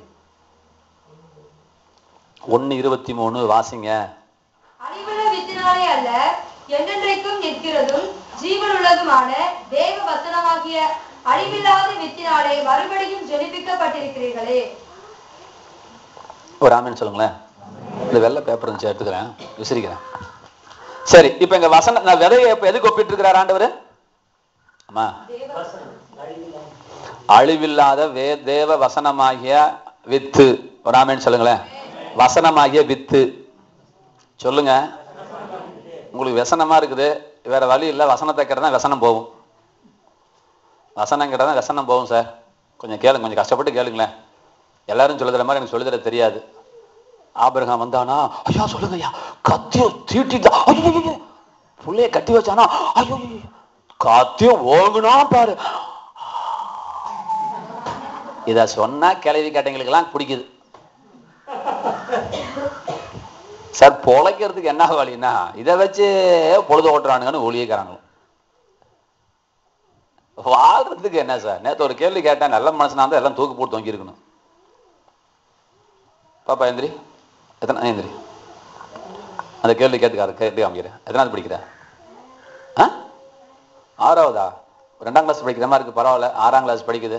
நீ எத்தனாவது படிக்கிற தம்பி? நீ 6வதா? நீ 6ஆ? 4ஆ? சரி, நீங்களும் உட்காரு. 4ஆம் கிளாஸ் பா. நீ உட்காரு, நீ உட்காரு பாப்பா. ஏன்னா உன்னை விட ஒரு சின்னவர் இருக்கிறார். நீ உருவத்துல சின்ன பொண்ணுன்னு பார்த்தேன். இவர் உருவத்துல பெருசா இருந்தாலும் விஷயத்துல சின்னவரா இருக்கிறார். இருக்கிறதுலே கம்மி தான் படிச்சான்னு வச்சுக்கலாம். அவனை கூட கேட்கலாம், தம்பி நீ வா, எத்தனை படிக்கிற? 1ஆ 2ஆ? வா தம்பி நீயும் வா. அவனையும் உங்களுக்கு நீயும் கொஞ்சம், இவன் 1ஆம் கிளாஸ் படிக்கிறான் அப்படி வச்சுக்கலாம். என்னை பாரு தம்பி, தம்பி என்னை பாரு. நான் ஒரு கேள்வி கேட்கறேன், பதில் சொல்றியா? உனக்கு தெரிஞ்சா சொல்லணும், நீ சொல்லாட்டி நீ சொல்லணும். என்னப்பா? இவன் சொல்லாட்டி நீ சொல்லணும். பொய் சொல்லலாமா, பொய் சொல்லக்கூடாதா? பொய் சொன்னா சரியா தப்பா? திருடலாமா? இன்னொருத்தனை அடிக்கலாமா? அவனை பாருங்க, அங்க சொல்லுங்க. திருடலாமா? அங்க சொல்லு, அவங்கள பார்த்து சொல்லு. திருடலாமா? கொலை செய்யலாமா?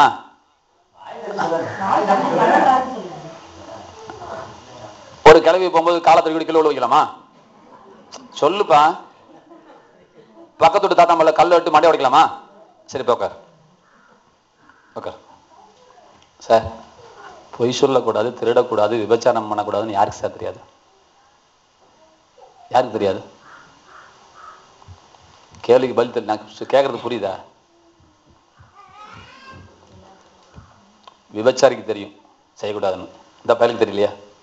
மண்டையை உடக்கூடாது, கலையை மண்டையை உடக்கணும் தெரியல உங்களுக்கு?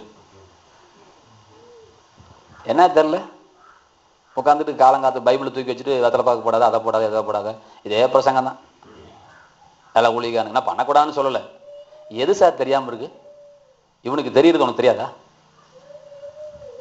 நான் என்ன சொல்லித்தரேன், சிகரெட்டு குடிக்காதுன்னு சொல்லல, என்ன செஞ்சா சிகரெட்டு குடிக்க முடியாம இருக்கலான்னு வழி சொல்லி கொடு. என்ன சொல்லி கொடு? வழி சொல்லி கொடு. அதுக்குதான் ஊழியக்காரன். திருடாதேன்னு சொல்றதுக்கு ஊழியக்காரன் தேவையில்ல சார். அவனுக்குள்ள மனசாட்சிய தேவன் வச்சிருக்கிறாரு. எப்படி திருடாம இருக்க முடியும்னு வழி சொல்லி கொடுக்கறதுக்கு தான் அந்த உலகத்துல யாரு இல்ல? ஆள் இல்லை. அதுக்குதான் எங்களை வச்சிருக்கிறாரு. பேச முடிஞ்சா அப்படி பேசுங்க. என்னை ஒரு நாள் கூப்பிடுங்க பாஸ்டர், ஒரு நாள் வாலிபரில் கூப்பிடுங்க. பரிசுத்தமா எப்படி இருக்க முடியும் நான் சொல்லித்தரேன். குட்டி கர்ணம் போட்டா கூட நான் சொல்றேன் உங்களால பரிசுத்தமா இருக்க முடியாது. ஒரே ஒரு வழிதான் பரிசுத்தத்துக்கு, அது உங்களுக்கு யாருக்குமே தெரியாது. நீங்க நினைச்சிட்டு இருக்கிறீங்க அப்படியே பல்ல இங்குன்னு கடிச்சிட்டு பாவம் செய்யாம இருக்கிறீங்க. பல்ல திறந்துகிட்டே நீங்க பாவம் செய்யாம இருக்கலாம். அது தெரியுமா உங்களுக்கு? கர்த்தருக்கு பிரியமானவன் பாபிலோனிலும் கர்த்தருடைய சுத்தத்தை செய்வானா. பாவத்தினுடைய சிகரத்துல கொண்டு போய் வச்சா கூட ஆண்டவருடைய பிள்ளை தப்பு பண்ண மாட்டானா. அதுக்கு ஒரே ஒரு ஃபார்முலா தான். அந்த ஃபார்முலாவே என்ன யாருக்கும் தெரியாது. பரிசுத்தமா இருக்குது ஒரு ஃபார்முலா தான். அந்த ஃபார்முலா மட்டும் சொல்றேன், அந்த பின்னாடி வியாக்கியானம் என்னைக்காவது வரும்போது கொடுக்குறேன். பரிசுத்தத்துக்கு ஃபார்முலா பாஸ்டர் விசுவாசம். நீங்க நான் வச்சுக்கொள்ளுங்க. அது எப்படி என்னங்க அப்புறம் சொல்லித்தரேன். விசுவாசத்தினோடத்தான் நீ பரிசுத்தமா இருக்க முடியும்.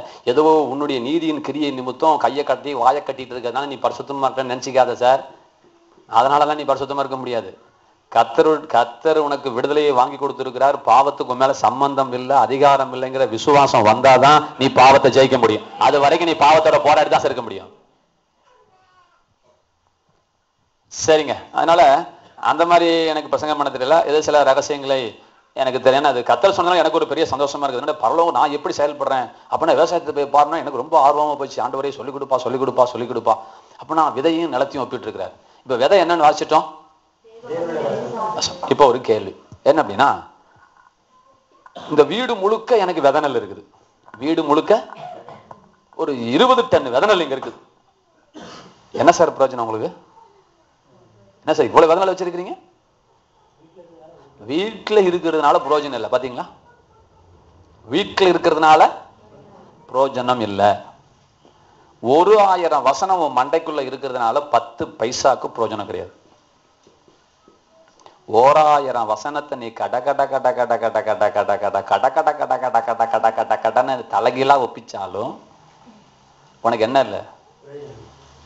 பிரயோஜனம் இல்லை. அப்படிதான் சார் அர்த்தம் வருது. விதையினால பிரயோஜனம் இல்லை. ஆனா விதைக்கு உயிர் இருக்குது. விதைக்கு என்ன இருக்குது? உயிர் இருக்குது. இப்ப விதை வசனம்னு சொன்ன உடனே நீங்க ஒரு கேள்வி கேட்கணும். சார் அப்படின்னா நிலம் எது சார் அப்படின்னு ஒரு கேள்வி வரணுமா வரக்கூடாதா? சொல்லுங்க. என்ன சார் இந்த விதைக்கு உயிர் வரணும்னா, இந்த விதையில நீ பலன் பெறணும்னா, சார் நிலம் எங்க சார்? 10 டன் நிலம் விதை கொடுத்திய, இதை விவசாயம் நிலம் எங்கயான்னு கேட்கணுமா கேட்கக்கூடாதா? சொல்லுங்க. இப்ப ஜெயலலிதா அம்மா வந்து இவர்கிட்ட யாருக்கும் நிலமே கிடையாது. தலைக்கு ஒவ்வொரு மூட்டை விதை நெல் தரேன்னா நீங்க விதை நெல் சோறா திங்க முடியும்? என்னதை செய்யறது? அம்மா விதை நெல் கொடுத்துட்டியாமா, நிலம் எங்கம்மா? ஆளுக்கு ஒரு 1/2 ஏக்கர் அளவு காக்க ஒரு குழி நிலம் கொடுத்தா கூட பொழைச்சுக்குவோமா அப்படின்னு கேட்கணுமா கேட்கக்கூடாதா? விதை இங்க இருக்கிறது, நிலம் எங்க இருக்கிறதுன்னு ஒரு கேள்வி கேட்கணுமா கேட்கக்கூடாதா? அப்ப நிலம் எங்கன்னு சொல்லும் பொழுது பல வசனங்கள் இருக்கு, வாசிக்க தேவையில்லை. அதே மார்க் 4 கை வச்சிருக்கீங்களா? விட்டுட்டீங்களா? முடியாச்சு. போது நான் ஏற்கனவே கை வச்சிருங்கன்னு ஒரு வார்த்தை விட்டேன். பேதுரு வந்த உடனே இவரை மறந்துட்டீங்க, மார்க்கை விட்டுட்டீங்க. சரி 14-15 வாசிங்க. அதுலயே 4லயே பாருங்க, நல்லா கொஞ்சிக்கோங்க. அந்த விதையை விதைக்கிறத பத்தி ஓமஸ் கொடுக்கும் பொழுது அங்கேயும் பரலோக ராஜ்யத்தை தேவன் எதுக்கு ஒப்பிட்டார் பாத்துக்கோங்களேன். வம்பு பாருங்க. இது இந்த பகுதி வேற, இந்த பகுதி வேறங்கய்யா. இப்ப நான் முதல் வாய்ச்ச பகுதி வேற, இப்ப வாய்ச்சது வந்து அந்த 4 இடத்துல விதை விழுது பாத்தீங்களா? அதுக்கும் பரலோக ராஜ்யத்தை தேவன் ஒப்பிடும் பொழுது திரும்பவும் அவர் விதை விதைக்கிற விவசாயிக்கு தான் ஒப்பிட்டார். அப்ப நீங்க பைபிள்ல நீங்க எங்க நீங்க சுத்தி வளைச்சு வந்தாலும் ஆண்டவர் எங்கேயாவது பல இடங்களிலே அவர் எதை கைப்படுத்துறீங்களா? விவசாயத்தை கை வச்சுக்கிட்டே வருவார். ஏன்னா அது எல்லாத்துக்கும் புரியும், தெரியும். எவனும் சாக்கு சொல்ல முடியாதுனால அங்க கை வச்சுக்கிட்டே வராரு. இதை விட ஒரு எளிமையான உதாரணம் உலகத்திலே எங்க இருக்க முடியாதுன்ட்டு கையில அங்க வச்சுக்கிட்டாரு. இங்கேயும் பாருங்க, விதைக்கிற அந்த கதைக்கு சொல்லிவிட்டு கதைக்கு அர்த்தம் சொல்லும் போது சொல்றாரு. என்ன வாசிங்க? இல்லைங்க, அதுக்கு மேல என்னாச்சுங்க? விதைக்கிறவன் வசனத்தை விதைக்கிறான். அப்ப வசனத்தை விதைக்க ஒப்பிட்டு இருக்காரா? இங்கேயும் ஒப்பிட்டு இருக்காரு. பேதுரு ஒப்பிட்டு இருக்காரா? விதைக்கிறவன் வசனத்தை விதைக்கிறான். வாசிங்க. வசனத்தை கேட்ட உடனே சாத்தான் வந்து வெயிட் எங்கே விதைக்கப்பட்ட இப்ப நிலம் வந்துருச்சா வரலையா? அது இல்ல சொல்றாரு பாத்தீங்களா ஆண்டவர். இருதயம் எங்க இருக்கு, நிலம் எங்க இருக்குன்னு சொல்லிட்டார். நிலத்தையும் காமிச்சு கொடுத்துட்டார். அம்மா கவனிங்கம்மா, முக்கியமானது சொல்லி தரேன். ரசிக்கப்படுறவங்களுக்கு பிரயோஜனமா இருக்கு, ரசிக்கப்படுறவங்களுக்கு மரண போர் அடிக்கும். பரவாயில்ல, எத்தனையோ கதை புரியாம கேட்கிறோம். எங்க சபையில ஒரு அம்மா நல்லா தூங்கிட்டு இருந்துச்சு. எனக்கு கோபமான கோபம் தட்டு. நான் கத்துன்னு காத்துல எந்திரிக்கவே இல்லை. காலத்துல பொறுத்து வந்து பார்த்தேன். எந்திரிமா, ஏமா தூங்குறேன் அப்படின்ட்டேன். ஐயா முழிச்சிட்டு இருக்கிறாள், ஒரு கேள்வி கேளுங்க ஐயா. முழிச்சிட்டு இருக்கிறால கேள்வி கேளுங்கய்யா. அவங்க சொல்லிட்டாங்கன்னா நான் வெளியே போயிடுறேன். முழிச்சிட்டுங்களுக்குலாம் வெக்கமா போச்சு. முழிச்சிட்டு பதில் சொல்லுவாங்களா ஒரு கேள்வி கேட்டா? நான் பேசுனதுல இருந்து தெரியல, அதுக்கு நான் தூங்குறது நல்லமல்லவா?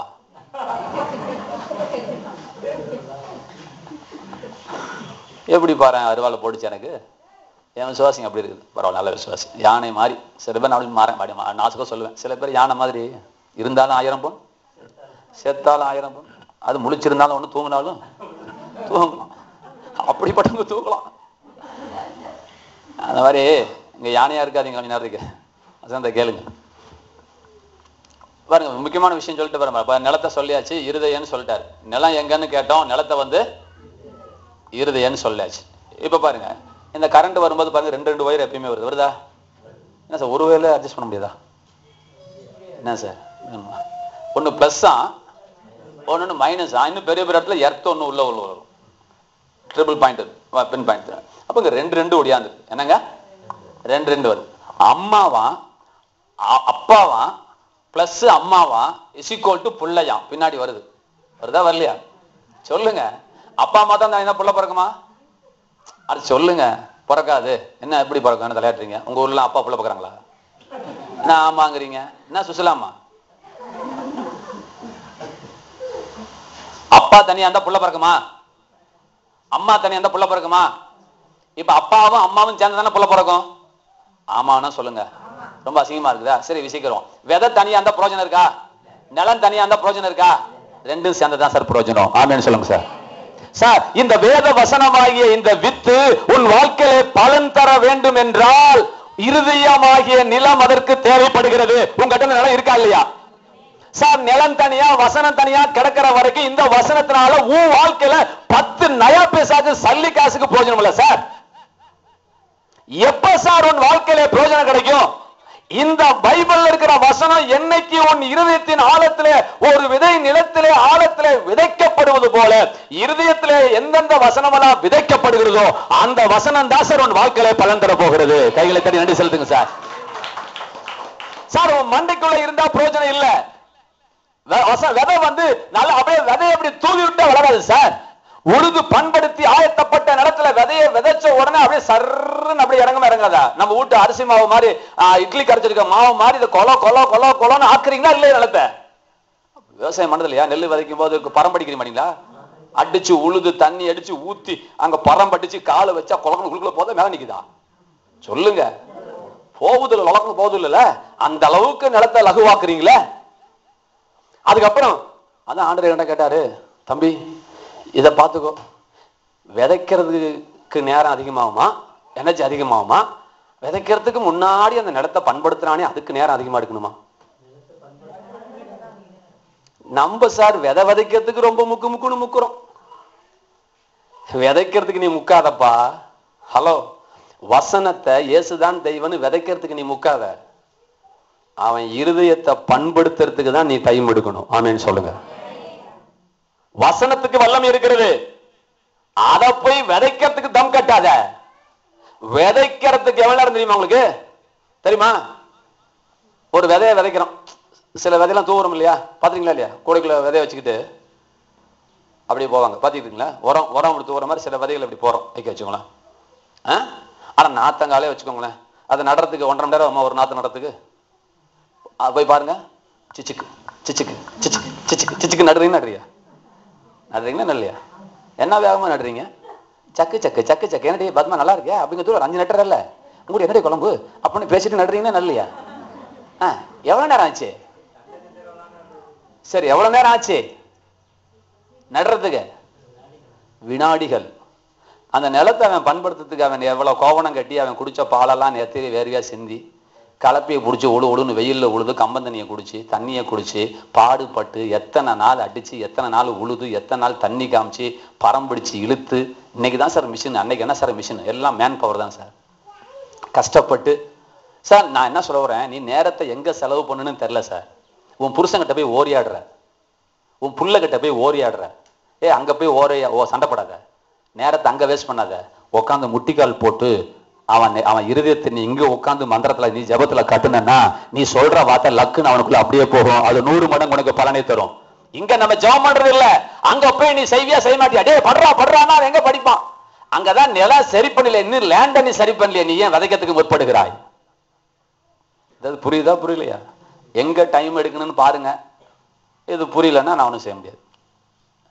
டைம் எங்க எடுக்கணும்? லேண்டை பண்படுத்துறதுல எடுக்கணும். இந்த வசனம் உங்களுக்கு பிரயோஜனம் வரணும்னா இந்த வசனம் விளையாட்டுன்னு ஜெபம் பண்ணாதீங்க. உன் இருதயத்தை நீ ஆயத்தப்படுத்து.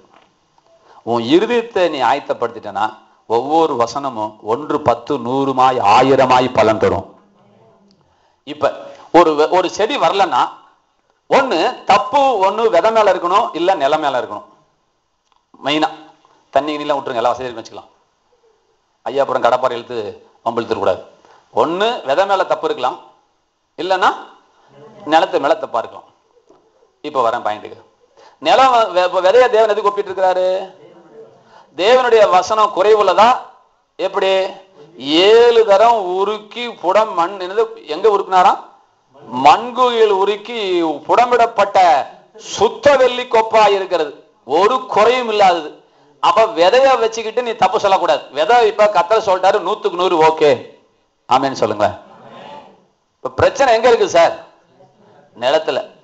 இந்த நிலத்தை யார் சார் உண்டாக்குனா? இருதயமாகிய நிலத்தை யார் சார் உண்டாக்குனா? இப்ப நான் ஒரு டவுட் கேட்டேன், ஆண்டவரே ஒருவேளை அவன் நிலம் பாலைவனமா இருந்தா எப்படி ஆண்டவரே விளையுன்னு? என் கேள்வி புரியுதா? ஒருவேளை அவன் இருதயம் பாலைவனம் போல இருந்தா நீ எந்த விதையை கொண்டு போய் பாலைவனத்துல விதைக்க முடியும்? முடியாதே அப்படின்னு கேட்டேன். அப்ப ஆண்டவர் சொன்னாரு, அந்த நிலத்தை உருவாக்குனது யாருன்னு கேட்டாரு. நான் தான். அப்ப நான் உருவாக்கும் போது விதை விளையாத ஒரு பாலை நிலமாக அவன் இருதயத்தை நான் உருவாக்கி இருப்பேனா? உன் இருதயத்தை நல்ல இருதயமா உருவாக்கி இருக்கும் போது அவன் இருதயத்தை நான் எப்படிதான் உருவாக்கி இருப்பேன்? நல்ல இருதயமா தான் உருவாக்கி இருப்பேன். அப்ப கர்த்தர் என்கிட்ட சொன்னது, மவனே யாருடைய இருதயத்திலையும் தப்பு இல்லப்பா, ஏன்னா அதை நான் உருவாக்குனது. அப்ப என்னதான் பிரச்சனை? அந்த நிலத்துல கொஞ்சோண்டு முள்ளு கிடக்குது, கல்லு கிடக்குது, அது பண்படுத்தாம இருக்குது, ஆயத்தப்படாம இருக்குது, கத்திப்படாம இருக்குது, கடப்பாறை போடாம இருக்குது, கலப்பை போடாம இருக்குது. எவ்வளிய மற்ற ஒரு பிரச்சனையும் இல்லை. கொஞ்சம் அந்த லேண்டை நீ சரி பண்ணிட்டேன்னா அது பொன் விளையும் தங்கம் விளையும் பூமியாக கர்த்தர் அதை மாற்றி விடுவார். எவனுமே சுவிசேஷத்துக்கு இணங்காம போகவே முடியாது அந்த உலகத்துல. நான் வச்சுக்கோங்க, நம்ம சிரமப்படுறதில்ல. ஏதாவது கூப்பிட்டீங்க, ஐஏஎஸ் சார் கூப்பிட்டீங்க, போஸ்ட் ஓட்டணும், எல்லாம் செஞ்சோம். நம்ம விதை விதைக்கிறதுக்கு தான் நம்ம ஜெபம் பண்ணோம். அவளுடைய விதை விளையட்டுன்னு கூட ஜெபம் பண்ண. விதை விளையட்டுன்னு ஜெபம் பண்ணா விதை விளையாது சார். நிலத்தை நீ பண்படுத்தினா விதை விளையும். அதனால எந்த மீட்டிங் சொல்றேன், நான் சொல்றேன், நானோ யாரோ வரட்டுங்க, அந்த மீட்டிங்க்கு முன்னாடி தயவு செய்து கொஞ்சம் நீங்க ஆயத்தப்படுங்க. நீங்க என்ன செய்யணும்? ரட்சிக்கப்படாத உங்கள் கணவன் உங்கள் தாய்மார் இருந்தாங்கன்னா பாஸ்டர் கிட்ட சொல்லி, அண்ட் பாஸ்டர் அடுத்த தடவை யார் பேச வராங்களோ தெரியாது, மத்தியானம் சாப்பாடு என் வீட்டுக்கு வந்துருங்க. சாப்பாட்டுக்காக சொல்லல, அப்படியே எங்க அம்மா அப்பாவுக்கு நீங்க சொல்லிட்டு போகணும். நீங்க சுவிசேஷம் சொல்லணும், சாட்சி சொல்லிட்டு போகணும். இவ்வளவுதான். இப்படியே நீங்க செஞ்சுக்கிட்டே இருங்களேன். தேங்காயை தட்டிக்கிட்டே இருங்களேன். உடையுதா உடையலையான்னு பார்க்கலாம். உடையுமா உடையாதா? உடையும். இவ்வளவு விஷயம். உங்களுக்கு அந்த அக்கறை வேணுங்க, உங்களுக்கு அந்த கரிசனை வேணுங்க. கரிசனை வேணும். என்னை பார்த்தா உட்கார வச்சுட்டு சினிமா கதையை பேசி ஒரு வார்த்தை சொல்ல வரேன். ஏதோ ஒரு கதை பேசிட்டு இருக்கிற நேரம் பஸ்ஸை என்கிட்ட கூட்டிட்டு வாங்க, என் பக்கத்து என் ஃப்ரெண்டு ஒரு இருக்குது, என் ஃப்ரெண்டை கூட்டிட்டு வரேன், என் ஃப்ரெண்டுக்கு நீங்க சத்தியம் சொல்லுங்க. சொல்லாம சொல்லக்கூடாதா? சொல்லுங்க சார். முயற்சி பண்ணணும், நீங்க முயற்சி பண்ணணும். நான் இங்க பக்கத்துல மாத்திரம் எனக்கு இவருக்கு ஃப்ரெண்டா இருந்ததுன்னா ஐஏஎஸ் வரும் பொழுது என் வீட்டுல ஒரு கூட்டம் வச்சிருவேன். என் சொந்தக்காரனை மட்டும் முழுக்க முழுக்க உட்கார வைப்பேன். ஏதாவது பொய் சொல்லியாவது கூப்பிட்டுருவேன், கிரக பிரவேசமா வச்சு போடுவேன். இல்லாத ஒண்ணு சொல்லியாவது கூப்பிட்டுருவேன், கூப்பிட்டு வர காசு வச்சிருவேன். கூப்பிட்டு வர சந்தர்ப்பத்தை ஏன் மிஸ் பண்ணிட்டு இருக்கிறீங்க? அரை மணி நேரங்க, ஒரு பாட்டு ஒரு செய்தியில வந்தோம், இயேசுவின் நாமத்தில் பிதாவே. இப்ப ஐயா பேசுவாங்க, அவ்வளவுதான் பேசுங்க அப்படின்னு ஒரு அரை மணி நேரம் உடனே கார்ல ஏறி ஓடிடு. இங்க சாட்சி வந்துச்சா வரலையா? பிரயோஜனப்படுத்தணும். சரிங்க. ஆகவே இப்ப இருதயத்தையும் நலத்தையும் பத்தி நீங்க அப்படியே இப்ப புரிஞ்சுட்டு வாங்க. இப்ப இந்த விதையை பத்தி இப்ப ஆண்டவருடைய கவனிங்க, ஆண்டவருடைய அந்த காரியத்தை நம்ம தெரிஞ்சுக்கணும்னா இப்ப விதையினுடைய தன்மையை நம்ம படிக்கணும். சரியா தப்பா? வேத வசனம் எப்படிப்பட்டது என்பதை நீங்கள் விளங்கிக் கொள்ள வேண்டும் என்றால் விதையை பற்றி நீ படித்துக் கொள்ள வேண்டும். சரியா தப்பா? சரி, அவ்வளவுதான் விஷயம். வசனம் எப்படி கிரியை செய்யும்? பைபிள்ல வசனம் இருக்குது. கர்த்தர் என் மெய்ப்பரா இருக்கிறா, நான் தாழ்ச்சி அடையேன். சிங்கக்குட்டிகள் தாழ்ச்சி அடைந்து பட்டினி கிடந்தாலும் கர்த்தரை தேடுகிறவர்களுக்கோ ஒரு நன்மையும். இங்க பாய் குறைவுபடுதா இல்லையா? நான் சொல்றேன் நிறைய குறைப்படுதுங்க. அப்பெல்லாம் இருக்கக்கூடாது. ஒரு சலூன் கடைக்காரன் கடை வச்சா 2 லட்சம் ரூபாய் முதல் போட்டு சலூன் கடை வைக்கிறான். தெரியுமா? தெரியாதா? தெரியலன்னா தயவுசெய்து இன்னைக்கு போய் ஒரு சலூன் கடையில் ஏறி, தம்பி இந்த கடைக்கு எல்லாம் டேபிள் கண்ணெல்லாம் வாங்கி போட்டிருக்கிய, அதுக்கெல்லாம் எவ்வளவு செலவாச்சுன்னு கேளு. சொல்லுங்க. ஆனா நம்ம தெரிஞ்ச வேலை பாய் போட்டாலும் சரி, பாய் போடாம இருந்தாலும் சரி, நிலம் 2ஆ உடஞ்சாலும் சரி, குப்பை தொட்டில் உட்கார வச்சாலும் சரி, நான் மாத்திரம் என் பட்டெக்ஸுக்கு ஒரு வெள்ளை பேப்பர் வேணுது கீழே போட்டு உட்காந்துட்டு போயிடுறேன். எவன் எதெல்லாம் உட்காந்தா எனக்கு என்ன? உன் வீட்டுக்கு ஒரு சொந்தக்காரன் இந்த பாயில் போட்டு உட்காரப்பியா நீ? என்னம்மா ஒரு பாய் விலை வர போகுது? ஒரு 4 பேர் சேர்ந்து தலைக்கு 4 பாய் வாங்கி இந்த இடத்துல போடக்கூடாதுங்களா? ஒரு அழகா இருக்கக்கூடாதா? சொல்லுங்க. நம்ம சபை தானுங்க இது, நம்ம சபை தானுங்க இது. இதே இது உங்களுக்கு செஞ்ச உதவியை உலகத்தானுக்கு செஞ்சிருந்தனா இந்நேரம் திருப்பதி உண்டியில போய் கொட்டோன்னு கொட்டி இருப்பா. நமக்கு அதை விட கர்த்தர் கம்மியா பண்ணிட்டாரு. அதை விட கர்த்தருக்கு என்ன செஞ்சிட்டாரு? திங்கிற சொத்தை குறைச்சி ஒரு 4 பாய் வாங்கி போடுங்க ஐயா. இது என் கருத்து, மன்னிச்சுக்கோங்க. இல்லையா நீங்க வாங்கி போடுங்க. இந்த கிழிஞ்சு பண்ண பேப்பரையை போட்டுக்கிட்டு ஒப்பேத்திக்கிட்டு கிறிஸ்துவை அறிகிற அறிவின் வாசனை. தரித்திர வாடை வீசக்கூடாது. இங்க என்ன வாடை வீசணும்? அறிவின் வாசனை வீசணும், ஐஸ்வர்யத்தின் வாசம் வீசணும். இவர் எங்க திருடி சம்பாதிப்பாரா? இல்ல சொல்லுங்க. டெய்லி நைட்டு திருட சொல்றேன் அவர் போயிட்டு திருடி ரோட்ல போறேன் கொள்ளையடிச்சு இந்த கட்டடத்தை கட்டணுமா? இந்த பாயை ரொப்பணுமா? இல்ல இங்க உட்கார்ந்து இருக்கவங்க தரணுமா? சொல்லுங்க. உட்கார்ந்து இருக்கவங்க தரணும். செய்யுங்க.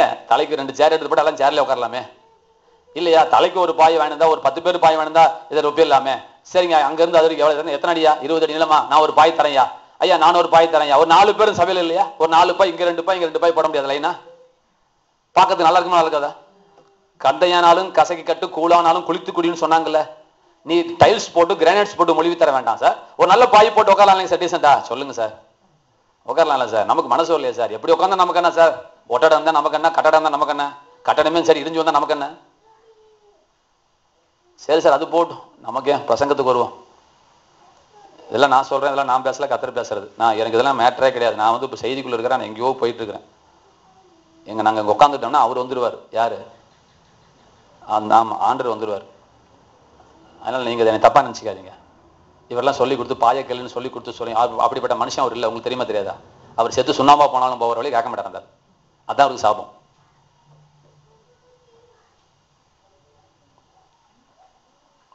உங்க பிள்ளைங்களை கொடுக்க பழக்க வைக்கணும். கேட்டா தப்பா நினைச்சிருவாங்க. இவங்க தப்பா நினைச்சா அப்ப கர்த்தர் தப்பா நினைக்க தானே செய்ய போறீங்க. ஐயா வறுமைக்கு காரணம் என்னையா? கிறிஸ்தவருடைய வறுமைக்கு காரணம் நீங்க சொல்லுங்கய்யா. அங்க சொல்லுங்க. சரிங்க. கொடுக்காது. அவங்களை கொடுக்க வைக்காது யார் தப்பு? அப்ப கொடுக்கறத பத்தி நீங்க பேசினா தான் கொடுப்பாங்க. ரட்சிப்பை பத்தி பேசினா ரட்சிப்பு சொல்லுவோம். சொல்லுங்க ஐயா. அப்ப கொடுக்கறத பத்தி நீங்க பேசதான் சொல்லுங்க கொடுப்பாங்க. நீ கொடுக்கறத பத்தி பேசினா என் விசுவாசிங்க தப்பா நினைப்பாங்க, சபையை விட்டு ஓடிட்டு போவானா? அப்ப கர்த்தர் தப்பா நினைக்கலாமா? அப்ப வறுமைங்கிற பேய்க்கு நீங்க தான் நடந்துறீங்க.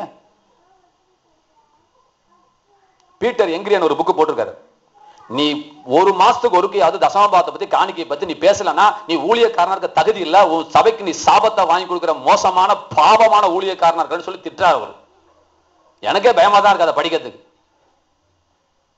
நீ பேசலன்னா உன் சபையில தரித்திரம் தாண்டவம் ஆடும், அதுக்கு காரணம் யாரும் இல்ல, நீ தாண்டா ஊழியக்காரன்னு சொல்லி எங்களை திட்டாரு. சபை இல்லாத ஒரு உலக பிரசித்தி பெற்ற சுகமொழிக்கும் வரம் பெற்ற பீட்டர் எங்கிரியன் அப்படிங்கிறவர். பேசணும் சார், பேசணும். இதெல்லாம் பார்க்கும்போது எனக்கு கஷ்டமா இருக்குது. எனக்கு கஷ்டமா இருக்கு நினைச்சுக்கோங்க, அவரு கஷ்டமா இல்ல, எனக்கு கஷ்டமா இருக்கு. ஒரு 4 பாய் வாங்கி போறது சபையில தேவன் ஒரு உதவி யாருக்கும் செய்யலையா? எனக்கு அதான் வருத்தமா இருக்கு. ஒரு 4 பாய் இங்க இருந்து அது வரைக்கும் 25 அடி இருக்குமா பஸ்? 25 அடி. ஒரு அடி 12 ரூபா இருக்குமா, 15 ரூபா இருக்குமா மிஞ்சி போச்சுன்னா? எத்தனை லட்சம். இன்னைக்கு போய் வீட்டு வெளியே போகும்போது ஒரு காலை தடுக்கி விட்டு ஐயா உழுந்துடுறீங்க, ஐயோங்கிறீங்க, டாக்டர்கிட்ட போனே எக்ஸ்ரே எடுத்து வாங்குறீங்க, 250 ரூபா தருவீங்களா தர மாட்டீங்களா? மாவு கட்டு போட்டுட்டு 1250 ரூபா பில்லு தருவீங்களா தர மாட்டீங்களா? ஒரு 3 கட்டு போடணும்னா தருவீங்களா தர மாட்டீங்களா? தரோம். ஒரு பாய் வாங்கி கொடுத்தா 35 நாள் யோசிக்கிறீங்க பாத்தீங்களா? நம்ம மனசு வருதா நமக்குள்ள? வரல. இதே உலகத்தை எனக்கு செஞ்சு போய் பாரு, திருப்பதி உள்ள போய் வேடிக்கை பாருங்க, நகையை போட்டு கொட்டோ கொட்டோ கொட்டோ கொட்டோ கொட்டோன்னு கொட்டிட்டு இருக்காங்க. கொட்டுறாங்களா இல்லையா சார்? தெரியுமா சார் உங்களுக்கு? திருப்பதி உண்டியலை பத்தி கேள்விப்பட்டிருக்கீங்களா? தெரியலன்னா காசு கொடுத்தா கூட்டிட்டு போயிடுவாங்க. போட்டியா புண்ணிய ஸ்தலத்தை கூட்டிட்டு போயிட்டு காட்டி அங்க எவ்வளவு காணிக்க போறாங்க. ஏசனார் காணிக்க பெட்டி காமிச்சு படங்க சொல்லால, நம்ம அந்த பெட்டியை காமிச்சாது படங்க சொல்லி கொடுப்போமே. எனக்கு என்ன வருத்தம்னா சார், திருப்பதி அவனுக்கு செஞ்சதை விடவா ஏசுநாதர் நமக்கு கம்மியா செஞ்சுட்டாரு, எனக்கு தான் வருத்தம் எனக்கு. சார் இன்னைக்கு ஏசுநாதர் அங்க உட்கார்ந்து இருக்கிற ஒரு 10 பேர் அட்லீஸ்ட் கூலிக்கு போயிருக்க மாட்டீங்களா? அப்படிலாம் யாரும் கிடையாதா? என்னங்க சார்? ஐயா சொன்னாரு, நான் கம்பு வச்சு நடந்தேன் ஐயா ஒரு 2 நாளைக்கு முன்னாடி. ஐயா வந்து சபிச்சதுக்கு அப்புறம் கொஞ்சம் பரவாயில்லையா. எவ்வளவோ நன்மைகளை நாம் பெற்றுக்கொள்கிறோம். நான் ஐயாவை சொல்லல, பொதுவா சொல்றேன். அவை அதெல்லாம் செய்யுங்க. சரி, நம்ம விஷயத்துக்கு வாங்க. நம்ம வாய் கம்முனது தொலையாது. விதையை பத்தி பேசுவோம். நமக்கே அதெல்லாம் ஆகாத வேலை. இங்க பாய் இருந்தா எனக்கு என்ன, கிரானைட் இருந்தா எனக்கு என்ன, நீ 2 லட்சம் கொடுத்தா எனக்கு பாக்கெட் வரப்போதாங்க. பாஸ்டர் நீங்க பிரசங்கம் பண்ணி ஒரு அம்மா 2 லட்சம் கொடுத்துருச்சு, இந்தாங்க ஒரு 10,000 rupees அப்படின்னு கொடுப்பாரு அவரு. சொன்னா கொடுப்பாரு. ஐயா என்னாலதான் உனக்கு வந்துச்சு குடியானா கொடுத்துருவாரு. அது வரைக்கும் லைட் எரியாது, சொன்னது லைட் எரியும். விதை சொல்லுங்க. இப்ப விதையை பத்தி கொஞ்சம் படிச்சுக்கலாம். விதையை பத்தி படிச்சாதான் வசனத்தை பத்தி படிக்க முடியும். நான் என்ன சொல்ல வந்தேன், நான் பாருங்க எங்கேயோ போயிட்டேன் பாருங்களேன். கர்த்தரை தேடுகிறவர்களுக்கோ ஒரு நன்மையும் குறைவுபடாதுன்னு சொல்றீங்களே, இங்க குறைவுபட்டுச்சுன்னு சொல்ல வந்தேன். ஏன் இந்த வசனம் விளையல, அதுக்கான வரேன் நான். இந்த வசனம் ஏன் உனக்கு இன்னும் பலன் தரல? ஐயா புரியுதுங்களா? அப்படின்னா இந்த வசனம் இன்னும் விளைக்கப்படவில்லை, அதை நான் பின்னாடி வரேன். இந்த வசனம் உனக்கு பலன் தரலன்னா எங்க தப்பு? வசனத்து தப்பா? இல்ல, அந்த இடத்துக்கு வாணி வராது. நிலம் தான் உன் இருதயம். வசனத்தை சீவிட்டு இருக்க அதை உட்காந்துக்கிட்டு இப்ப உன் நிலத்தை ஏதாவது சரிப்படுத்தக்கூடிய வழி இருக்கான்னு பாத்துக்கோ. அதான் நான் சொல்லி கொடுத்துட்டு போறேன். ஆவிக்குரிய விவசாயத்தை கொஞ்சம் சொல்லி கொடுத்துட்டு போறேன். அந்த விவசாயத்தை கத்துக்கிறீங்களோ இல்லையோ, இந்த விவசாயத்தை முதல் கத்துக்கோ நீ பிழைக்கிறதுக்கு. ஏன்னா சேத்துல கால்படாம சோத்துல கைப்பட போறது கிடையாது. ஆவிக்குரிய ஆசீர்வாதத்தை அள்ளி திங்கினா நீ ஆவிக்குரிய சேத்துல இறங்கணும், நீ வேலை செஞ்சாகணும், நீ பாடுபட்டு ஆகணும். அப்ப விதையை பத்தி சில காரியங்களை சொல்லி கொடுத்துறேன். எனக்கு தெரிஞ்சது ரொம்ப ஆழமா எடுக்க மாட்டேன், விவசாயம் எனக்கு தெரியாது, இருந்தாலும் ஒரு சில காரியங்களை சொல்றேன். என்ன அப்படின்னா, இப்ப 2 உதாரணம் சொல்றேன். மாம்பழத்துல நிறைய வகை இருக்குதா? கல்லாமணி, நீலம் பழம் அப்படிலாம் இருக்குதா? சக்கரை மாத்தி என்னென்னமோ இருக்குது. கல்லாமணின்னு ஒரு மாங்காய் தெரியுமா உங்களுக்கு? கிளிமூக்கு மாங்காய் மீன்ல இந்த சொல்ற இருக்குமே, இந்த கம்பங்குழுக்கெல்லாம் வச்சு வித்துட்டு இருப்பான் கூறு போட்டு. அது என்ன மாங்காய் எங்க பேரு? கிளிமூக்கு மாங்காய். நாங்க கல்லாமணின்னு சொல்லுவோம். கிளிமூக்கு மாங்காய். கிளிமூக்கு மாங்காய் எவ்வளவு பெருசு, நீளமா எவ்வளவு பெருசு இருக்கும், அப்படியே ஒரு மேல அப்படி கிளிமூக்கு மாதிரி இருக்கும். கிளிமூக்கு மாங்காய் அப்படி வச்சுக்கலாம் ஒரு வார்த்தைக்கு. உதாரணத்துக்கு அந்த சில மாங்காய் புளிக்கும், சில மாங்காய் இனிக்கும், அப்படி வச்சுக்கலாம். ஒரு மரத்துல அந்த மரத்துல இருக்க அத்தனை காயும் வாயில வைக்க முடியாத உங்க அப்பா வீட்டு புளிப்புல, என் வீட்டு புளிப்புல, ஊரு புளிப்பு, அண்ட புளிப்பு, ஆகாச புளிப்பு, அந்த பழம், அந்த காய் அப்படி வச்சுக்கலாம் ஒரு வார்த்தைக்கு. என்னங்க ரைட். அதுல போய் பழம் பெருசா இருக்குன்னு ஆசைப்பட்டு நான் சொல்ல சொல்ல கேட்காம யாரு உதயதாசன் ஐயா வந்துட்டு ஒரு 4 பழம் கொடுங்க ஐயா, அந்த சர்ச்சில் போய் நட்டு வைக்கிறேன் ஐயா. ஐயா அது புளிக்குங்கன்னா இல்லையா, நான் ஜெபம் பண்ணி அதை மாத்திடுறேன். என்னதுங்க? ஜெபம் பண்ணி மாத்திடுறேன் அப்படின்ட்டு கொண்டாந்து சபை எல்லாரும் சேர்ந்து கையில கை வச்சு ஜெபம் பண்ணி ஒரு 40 நாள் உபவாசம் போட்டு ஜெபம் பண்ணி அதை நட்டு வச்சு அது பழமான பிறகு சாப்பிட்டா அது இனிக்குமா புளிக்குமா? இனிக்கும். இனிக்கும் சார், இனிக்கும். உங்களுக்காக ஆண்டவர் சட்டத்தை மாத்திக்கிட்டே இருப்பார். சட்டத்தை மாத்திக்கிட்டே இருப்பார். அவர் என்ன தெரியுமா சொன்னாரு பைபிள்ல? அதாவது தெரியுமா தெரியாதா? தன் தன் ஜாதிகளுடைய தன் தன் விதைகளுடைய வித்து அப்படின்னாரு. இதுதான் ஆதியாகம பிரமாணம்னு பேர். இதுக்கு பேரு ஆதியாகமம் 1:11 வாசிங்க. இந்த பிரமாணத்தை தெரிஞ்சுக்கோங்க. ஆதியாகமம் 1 முதல் பக்கம் டக்குன்னு எடுங்க. 1:11. இது வந்து இங்கிலீஷ்ல வந்து த லா ஆஃப் ஜெனிசிஸ் சொல்றாங்க. அப்பொழுது தேவன் பூமியானது உள்ளையும் விதையை பிறப்பிக்கும் பூண்டுகளையும் பூமியின் மேல் தங்களில் தங்கள் விதையுடைய கனி, பாருங்க இதான் விஷயம், தங்களில் தங்கள் விதைகளுடைய கனிகளை தங்கள் தங்கள் ஜாதியின்படி, நிப்பாட்டுங்க, தங்கள் தங்கள் ஜாதியின்படி தான் கொடுக்கும். நீலா கிளிமூக்கு மாங்கன்னா கிளிமூக்கு மாங்க தான் வரும். கல்லாம் நீலமாமல வருமானு கேக்குறேன். அது மாதிரிதான் சார், அது மாதிரிதான் இது. இனிக்காது. நீ தப்பு பண்ணுவ, அந்த அந்த விதையில புளிப்பு இருக்குது, அந்த அந்த மரத்து அந்த பழத்துல புளிப்பு இருக்குன்னு தெரிஞ்சு நீ நட்டு வைப்ப. ஆனா நான் என்ன ஆக்கணும்? அதை நான் இனிக்க வைக்கணுமா? நானு ஏன் அது கொஞ்சம் கொஞ்சம் கொஞ்சம் கஷ்டப்பட்டு கொஞ்சம் இனிக்கிற மாங்க நட்டு வச்சு ஆகாத உனக்கு? சொல்லுங்க சார், இனிக்காது. இன்னும் தான் நான் சொல்றேன். ஒரு ஆழமான வெளிப்பாட்டுக்கு போவேன். வெளிப்பாடுன்னா என்னன்னு தெரியாம இருக்கிறீங்க. வெளிப்பாடுல தான் சபை நடத்தப்பட்டு கொண்டு இருக்கிறது. இந்த கல்லின் மேல் என் சபையை கட்டுவேனார். எந்த கல்? எந்த கல்லா? ஏசுனார். என்ன நீ என்னப்பா சொல்லன்னு கேட்டார். நீர் ஜீவனுள்ள தேவனாகி குமாரனாகி இயேசு கிறிஸ்துன்னு சொன்ன உடனே ஆஹா, இது உனக்கு மாம்சம் ரத்தம் வெளிப்படுத்தவில்லை ரெவல்யூஷன். பரலோகத்திற்கு என் பரமபிதா உனக்கு அதை வெளிப்படுத்தினார். இந்த கல்லின் மேல் என் சபையை கட்டுவேன். இயேசு இறைவன்கிற அந்த வெளிப்பாட்டின் அடிப்படையில் இந்த திருச்சபை கட்டப்பட்டு கொண்டிருக்கிறது. அதுலதான் சார் நீங்கள் ரட்சிக்கப்பட்டிருக்கிறோம். அதான் சார் அஸ்திபார கல், அதான் சார் மூலக்கல். நமக்கு இந்த கல்லின் மேல் தான் இந்த சபை கட்டப்பட்டு கொண்டிருக்கிறது. இயேசுவே தெய்வங்கிற இந்த மூளைக்கல்லின் மேல் தான் இந்த திருச்சபை. இதுதான் வெளிப்பாடு. நமக்கு தேவை வெளிப்பாடு. சத்தியத்தையும் அறிவீர்கள். நான் வந்து உங்களை விடுதலையாக்க வேண்டிய அவசியம் இல்லை. அங்க சத்தியம் உங்களை விடுதலையாக்கும். சத்தியம் உங்களை விடுதலையாக்கும் சார். இந்த கேட்கிற வார்த்தைக்கும் உங்கள் பிரச்சனைகளுக்கு சம்பந்தம் இருக்கிறது. இந்த வார்த்தை உங்களை குணமாக்கும். நான் என் வசனத்தை அனுப்பி உங்களை குணமாக்குவது மாத்திரமல்ல, உங்களுடைய அழிவுக்கு விலக்கி நான் உங்களை மீட்டெடுப்பேன், காப்பாற்றுவேன் ஆண்டவர் சொல்லியிருக்கிறார். இப்ப குட்டை தென்னை மரம், நெட்ட தென்னை மரம், 2 வெரைட்டி இருக்கா இல்லையா? இருக்குது. குட்டை தென்னை மரத்துல போய் காயை ஒரு பச்சிட்டு வந்துட்டு, ஆண்டவரே இது நெட்ட தென்னை மரமா வருவதாக அப்படி நட்டு வச்சா அது வருமா? நெட்ட தென்னை மரத்துல ஒரு காயை பிரிச்சுட்டு, கர்த்தாவே பக்கத்தூர்ல கொட்டை கொட்டையா மரம் இருக்குது, 3 வருஷத்துல வந்துருது, 30 வருஷத்துல காஞ்சிருது, எனக்கு அதே மாதிரி வரணும் ஆண்டவரே அப்படின்னு நட்டு வச்சா கூட்டத்தனை வருமா? வராது. அப்புறம் என்ன அதிசயமா இருக்கு சார். விதை ஆடாடா, விதை எங்க இருந்து எடுக்கப்பட்டதோ மூலம் என்னவோ அதான் ஓட்டு காலம் ஓட்ட கேட்க. அது என்ன மூலம் அப்படின்னு அங்க அந்த மூலம் எங்கயோ அந்த அந்த மரத்தினுடைய தன்மை என்னவோ அதுதான் எங்க வருது. நீ மாங்காயை தின்னு சூப்பி தூக்கி எறிறியே, அந்த சூப்புன கொட்டைக்குள்ள ஒரு உயிர் இருக்குதா? அது கொஞ்சம் மண்ணு பெஞ்சு மழை பெஞ்சு ஆனா ஒன் பாத்ரூம் போனோம்னா அது ஒரு வாரம் கழிச்சு அது முளை விடுது. பாரு என்ன ஒரு அற்புதம். அந்த அந்த அந்த சூப்புன கொட்டையில ஒரு ஜீவன் இருக்கு பாருங்க, என்ன ஒரு அற்புதம் பாருங்க.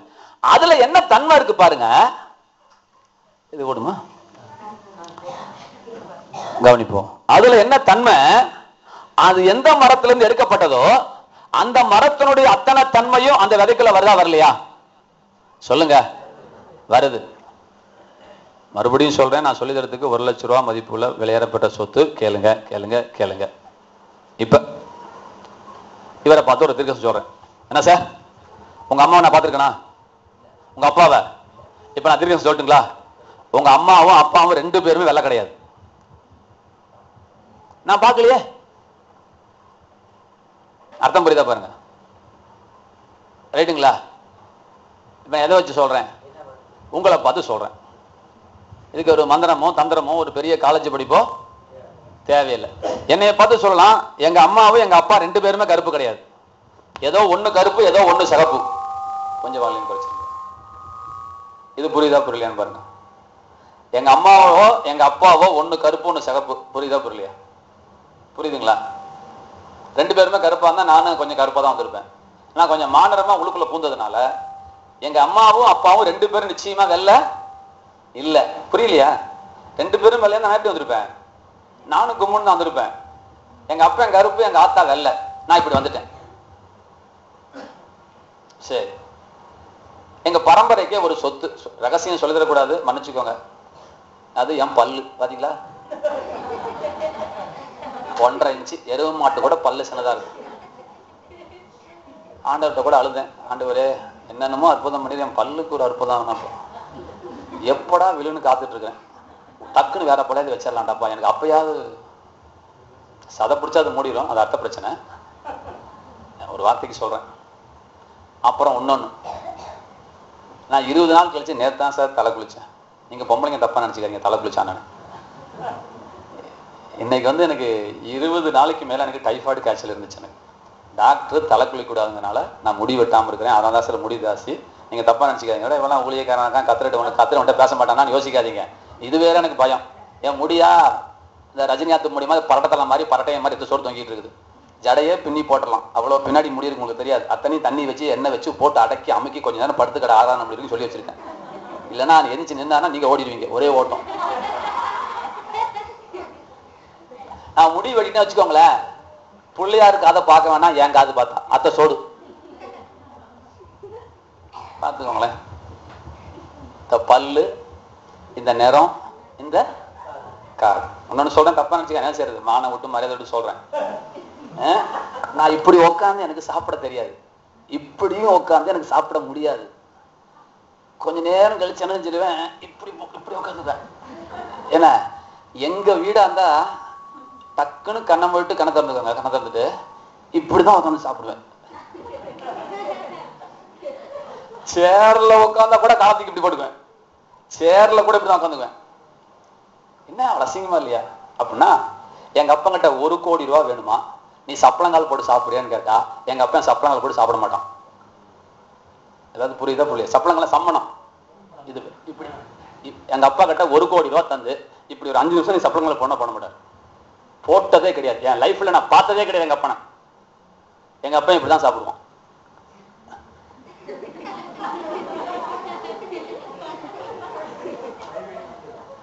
நான் என்ன சொல்றேன்னு புரிஞ்சுக்கணும், சிரிக்க சொல்லல. நான் சொல்றது புரியுதுங்களா? நான் சேலஞ்சு பண்றேங்க. எனக்கு பையன் பிறந்தானா, புரிஞ்சுங்களா, என் பையனுடைய ஜாதகத்தை நான் எழுதி கொடுத்துட்டு தான் சாவேன். எப்படி? அந்த ஜாதகம் இல்லை, அவன் எத்தனை வயசுல எப்படி இருப்பான் நான் சொல்லுவேன் சார். ஏன் எதை வச்சு சொல்றேன்? என்ன வச்சு சொல்றேன், என்ன வச்சு சொல்றேன். எனக்கு ஒரு மகன் பிறப்பா, அவன் என்னை போலவே இருப்பான். பக்கத்துல ஒரு ராமசாமியா இருப்பான் அப்படின்னா விஷயம் வேறன்னு அர்த்தம். உன்னை போலதான் இருக்கணும், உன்னை போலதான் இருப்பான். கல்லாமணி மாங்கால புளிச்சதுன்னா அந்த அந்த கொட்டைய போட்டா இந்த பழமும் புளிக்கும். எங்க அப்பனுக்கு பல்லு பெருசுனா எனக்கும், எங்க ஆத்தாளுக்கு காது பெருசுனா எனக்கும், எங்க அப்பன் கருப்புனா நானும், எங்க அப்பன் சம்மணம் போட முடியல என்னாலையும் போட முடியல சார். வேதனையான வேதனையா இருக்கு. என்னதான் இயேசுக்கு பிறந்தாலும் ஒட்டகச்சிவிங்கன்னு புள்ளையை மாற்றக்கூடுமோ, எகிப்தினுடைய குணத்தை மாற்ற முடியுமோ, என்னால என்ன மாற்ற முடியல. இத்தனைக்கும் டைனிங் டேபிள் வச்சிருக்கிறேன். டைனிங் டேபிள உட்கார்ந்தாலும் எனக்கு அப்படியே வேதனையான வேதனை. எப்படி சாப்பிட்டுதான் சாப்பிட்ட மாதிரி இருக்கு. எனக்கு ஐயப்பன் சாமி மாதிரி உட்காந்து சாப்பிட்டாதான் எனக்கு அப்பா நிம்மதி, சோறு தூக்கிற மாதிரி. இது எங்க இருந்து சார் வந்துச்சு? எங்க அப்பா கிட்ட வந்துச்சு. என்ன சார், ஒரு ஊசி முனையில 50 கோடி உயிரணுக்கள் வருது சார் அப்பா கிட்ட இருந்து, அம்மா வயிற்றுக்குள்ள, கர்ப்பப்பைக்குள்ள. அந்த கண்ணுக்கு தெரியாத அந்த உயிர் அணுக்குள்ள எங்க அப்பனுடைய அத்தனை புத்தியும் அந்த சென முட்டைக்குள்ள சேர்ந்த உடனே எங்க அம்மாவோட புத்தியும் சேர்ந்து ஒரு கலவையா நான் வந்து நிக்கிறேன்னா நிக்கலையா? அப்ப அந்த வித்தை நீங்க புரிஞ்சுக்கிறதுக்காக நான் சொல்ல வரேன். இந்த வித்தை நீங்க புரிஞ்சுக்கணும். ஒரு விதை என்ன வேலை செய்யுது, விதைக்குள்ள என்ன விஷயம் இருக்குன்னு முதல் தெரிஞ்சுக்கோங்க. விதை என்ன சும்மா விதை அப்படி இல்லை. ஒரு வசனத்தை நீங்க விளைவிக்கணும்னா இந்த விதையை முதல் விளைவிக்கோ. இப்ப இந்த விதையை பத்தி கொஞ்சம் சொன்னா சரி. இப்ப பாருங்க, இன்னும் விஷயம் சொல்றேன். இதுல இந்த முக்கியமான பாயிண்ட்டுக்கு போக போறேன்.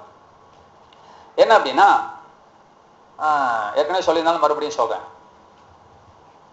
ஒரு கழுதைக்கு டேஷ் பிறக்கும் சொல்லுங்க, உங்க ஊர்லயுமா?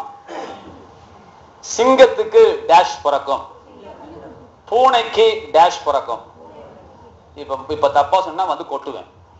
இதெல்லாம் கரெக்டா சொல்றீங்க. தேவனுக்கு டேஷ் பிறக்கும்.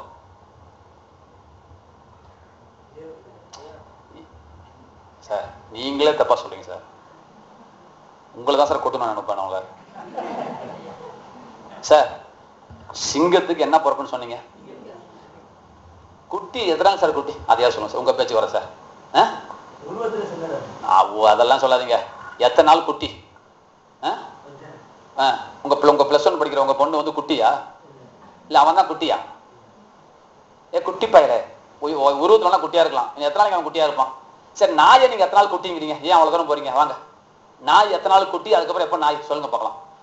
6 மாசத்துலயே கல்யாணத்துக்கு ஒரு பொட்டை நாயை தேய்ட்டு போடுது ஒரு நாய். அப்ப குட்டி இல்ல. சிங்க குட்டி மாத்திரம் அது குட்டியாவே இருக்குமா? சிங்கம் அது குட்டியா இருந்தாலும் அது என்ன ஜாதி அது சொல்லுங்க. சிங்கத்துக்கு என்னதான் பிறக்கும்? சிங்கம் தான். சொல்லுங்க, சிங்கத்துக்கு என்னதான் பிறக்கும்? புலிக்கு என்னதான் பிறக்கும்? அப்ப தேவனுக்கு என்னதான் பிறக்கும்? தேவன் தான் பிறக்கும். அப்ப நீங்கள் நானும் யாருன்னு கர்த்தர் சொல்றாரு? கை தட்டுங்க, நான் வசனம் சொல்றேன். நமக்கு அது புரியல. சங்கீதம் 82 எடுங்க வாசி. 82ஆம் சங்கீதம் 1வது வசனமும் 6வது வசனமும்.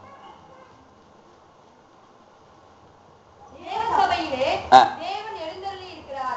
தேவர்களின் நடுவிலே அவர் நியாயம் விசாரிக்கிறார். எதுவரைக்கும் நீங்கள் அநியாயத்திற்கு 1 விட்டா 6 வாங்க. எல்லாரும் சொல்லுங்க. நீங்கள் தேவர்கள் என்றும். நீங்கள் தேவர்கள் என்றும். வாசிங்க. நீங்கள் எல்லாரும் உன்னதமானவரின் மக்கள் என்றும்.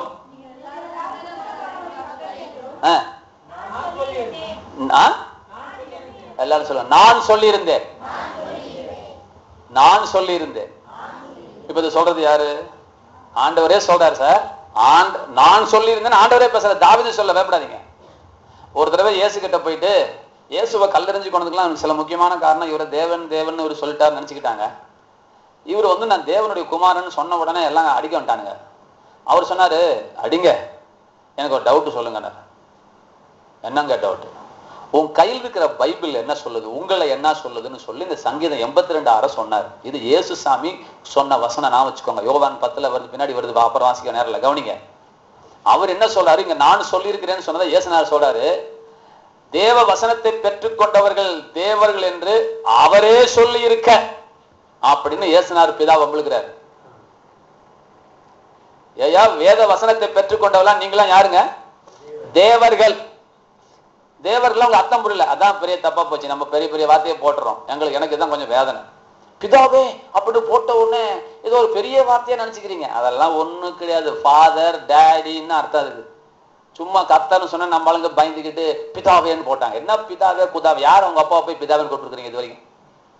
பிதாவே, உங்கள் பிதாவின் நாமம் என்ன அப்படியே கேட்கிறோம். உங்க அப்பா பேர் என்னன்னு கேட்குறீங்க. அவ்வளவுதான் சார் பைபிள். இவங்க சும்மா போட்டு ஆண்டருக்கு மரியாதை தரணும்னு சொல்லிட்டு பிதாவேன்னு சொல்லிட்டு போட்டு கலட்டா பண்றீங்க. ஒண்ணு இல்ல, அப்பாவே சொல்லுங்க. பரமண்டலங்கள் இருக்கிற எங்கள் தகப்பனே, எங்கள் அப்பாவே, இவ்வளவுதான் சிம்பிளா சொன்னார். அதை பத்தி டைம் தான் பின்னாடி இருக்கிறேன். அவர் அப்பா. அப்ப இங்கேயும் வந்து தேவர்கள் சொன்னோன்னே ஏதோ ஒரு வார்த்தை கஜாமுஜான் இருக்கிறத போல தெரியுது. அப்பெல்லாம் கிடையாது. நான் சொல்றேன் கேளுங்க. எலோஹிம் என்கின்ற பதம் பயன்படுத்தப்பட்டிருக்கிறது. எலோஹிம் என்றால் என்ன? அதை விளங்கிக்குவாங்க. ஐயா உங்களுக்கு தெரியுங்களா? ஆதியாகமத்துல வரும் பொழுது நாம்னு வருது, நம்முடைய சாயல் வருது. அந்த இடத்துல ஆண்டவருக்கு என்ன பதம் பயன்படுத்தப்பட்டிருக்கிறது? எலோஹிம். எல் என்றால் ஒரு கடவுள், எலோஹிம் என்றால் கடவுள்கள். அப்ப பிதா குமாரன் பரிசுத்தாவியானுடைய திரித்துவத்தை காட்டுவதற்கு ஆதியாகமத்தின் புத்தகத்திலே 1வது அதிகாரத்திலே தேவன் தனக்கே அவர் சொல்லிக்கிட்ட பேரு எலோஹிம், தேவர்கள். அதே எலோஹிம்ங்கிற வேர்டு தான் இங்கேயும் கர்த்தர் சொல்றார். நீ வேணா மரியாதைக்கு கேபிட்டல் இ ஸ்மால் இ நீ போடலாம். அங்க எபிரேய பாஷையில கேபிட்டல் ஈயும் கிடையாது, ஸ்மால் ஈயும் கிடையாது. கேபிட்டல் இ போட்டா அந்த கடவுள், ஸ்மால் இ போட்டா பிசாசு நீ சொல்லிட்டு இருக்கான். வியாக்கியானிங்க இதெல்லாம் இந்த கதைலாம் விடக்கூடாது. கர்த்தர் என்ன சொல்றார் பாரு, நீங்கள் தேவர்கள் என்று நான் சொல்லி இருக்க. அப்ப நம்ம யாருங்க சொல்லுங்க? அவரு கடவுள், நம்ம யாரு? நான் யாரு சொல்லுங்க? நான் அப்படி ஒரு படமே எடுத்துட்டான். நமக்கு வெளிப்பாடு இல்ல, அவனுக்கு வெளிப்பாடு வந்துருச்சு. அவன் யாருங்கிற வெளிப்பாடு அவனுக்கு வந்துருச்சு. ஆனா ஜீவனுள்ள தேவன் நமக்கு அதை கொடுத்திருக்கிறாரு, நமக்கு அந்த வெளிப்பாடு வரல. சார் உங்களை தேவன் எப்படி பார்க்கிறார் சார்? சொல்லுங்க. கடவுளை தான் பார்க்கிறார். நம்ம சும்மா சொல்லிட்டே இருக்கோம் புள்ள புள்ள புள்ளன்னு. அவர் சும்மா ஒண்ணு அப்பான்னு சொல்ல, உனக்கு சும்மா ஒண்ணு புள்ளன்னு சொல்லல. சிங்கம் என் குட்டியை பார்த்து என் குட்டின்னு சொன்னா அந்த அர்த்தத்துல சொல்லல. நீ இன்னைக்குதான் குட்டி, நாளைக்கு சிங்கம். ஒரு ஸ்கூல்ல போட்டிருந்தாங்க, இன்றைய விதை நாளை விருட்சகம்னா. எனக்கு வெளிப்பாடு வந்துருச்சு. அடடா, என்ன வெளிப்பாடு! இன்றைய விதை நாளை விருட்சகம். இன்னைக்குதான் விதை, வருங்காலத்துல அது ஒரு பெரிய மரம் அல்லவா? அப்ப இன்னைக்குதான்ப்பா சிங்கக்குட்டி, நாளைக்கு யாருப்பா? நீ சிங்கமாகவே மாறப்போகிறாய். நீ ஒரு சிங்கம். யூத சிங்கத்துக்கு பிறந்த ராஜ சிங்கங்கள், பால சிங்கங்கள். கைத்தடி நன்றி செலுத்துங்க. அவர் சிங்கம்னா நீ என்ன கோமாளியா, குதிரையா, கழுதையா? நீ அவர் சிங்கன் ஏன் சொன்னாரு? உன்னை ஏன் புல்லன்னு சொன்னாரு? அவர் சிங்கம்னா நீயும் சிங்கன்னு சொல்றாரு. ஆமேன்னு சொல்லுங்க.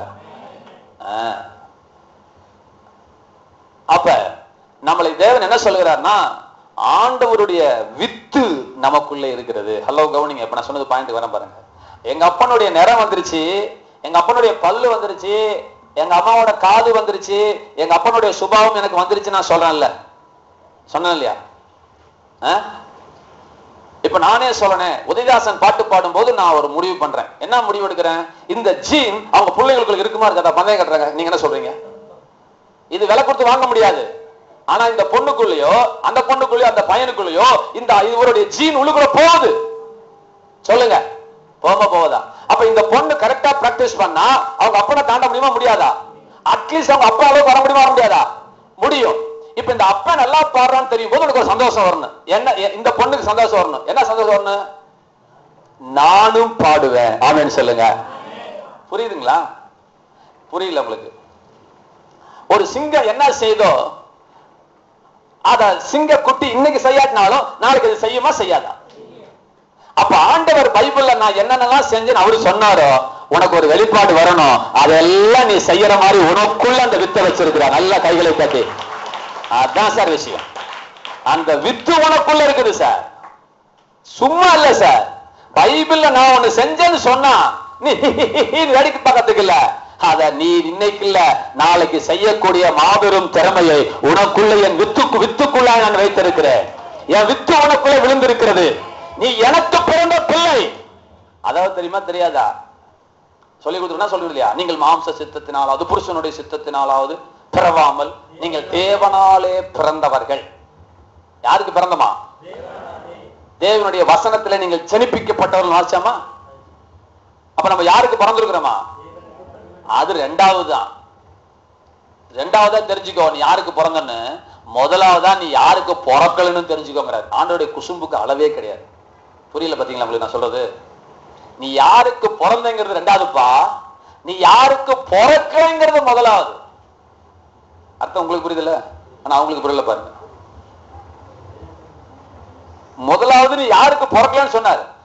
புருஷனுடைய சித்தத்தினாலாவது மாமிச சித்தத்தினாலாவது நீங்கள் பிறவாமல். எதை முதல் சொன்னாரு? நீ யாருக்கு பிறக்கலன்னு முதல் தெரிஞ்சுக்கோ. அதுக்கப்புறம் நீ யாருக்கு பிறந்தன்னு தெரிஞ்சுக்கோ. தெய்வத்துக்கு பிறந்தன்னு சொல்றல, அது ரெண்டாவது வை. நீ எதுக்கு பிறக்கலன்னு தெரிஞ்சுக்கோ. யாருக்கு தெரிஞ்சுக்கலாமா? இன்னைக்கு சொல்லிட்டான். நம்ம பாஷையில பேசுவோம். புருஷனுடைய சித்தத்தினாலாவது மனுஷனுடைய சித்தத்தினாலாவது ரத்தத்தினாலாவது பிறவாமல் மாம்சத்தினாலாவது பிறவாமல்.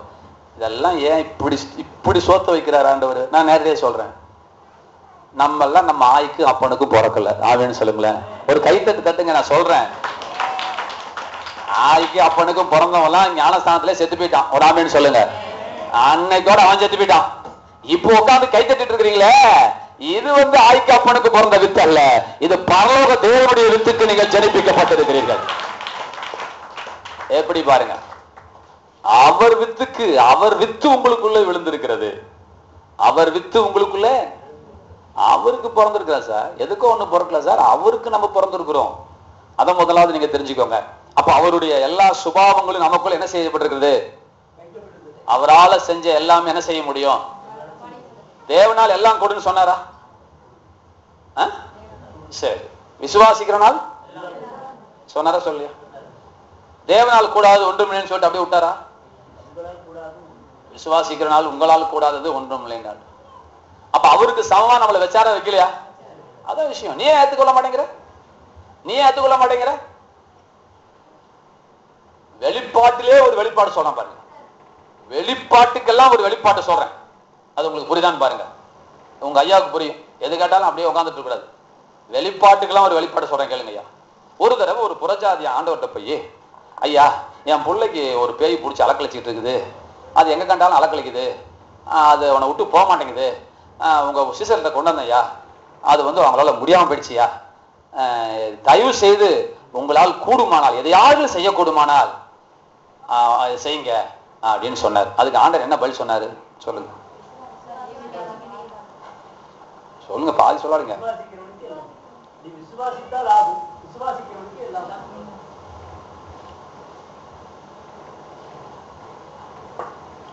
கவனிங்க, பாத்துக்கோங்க.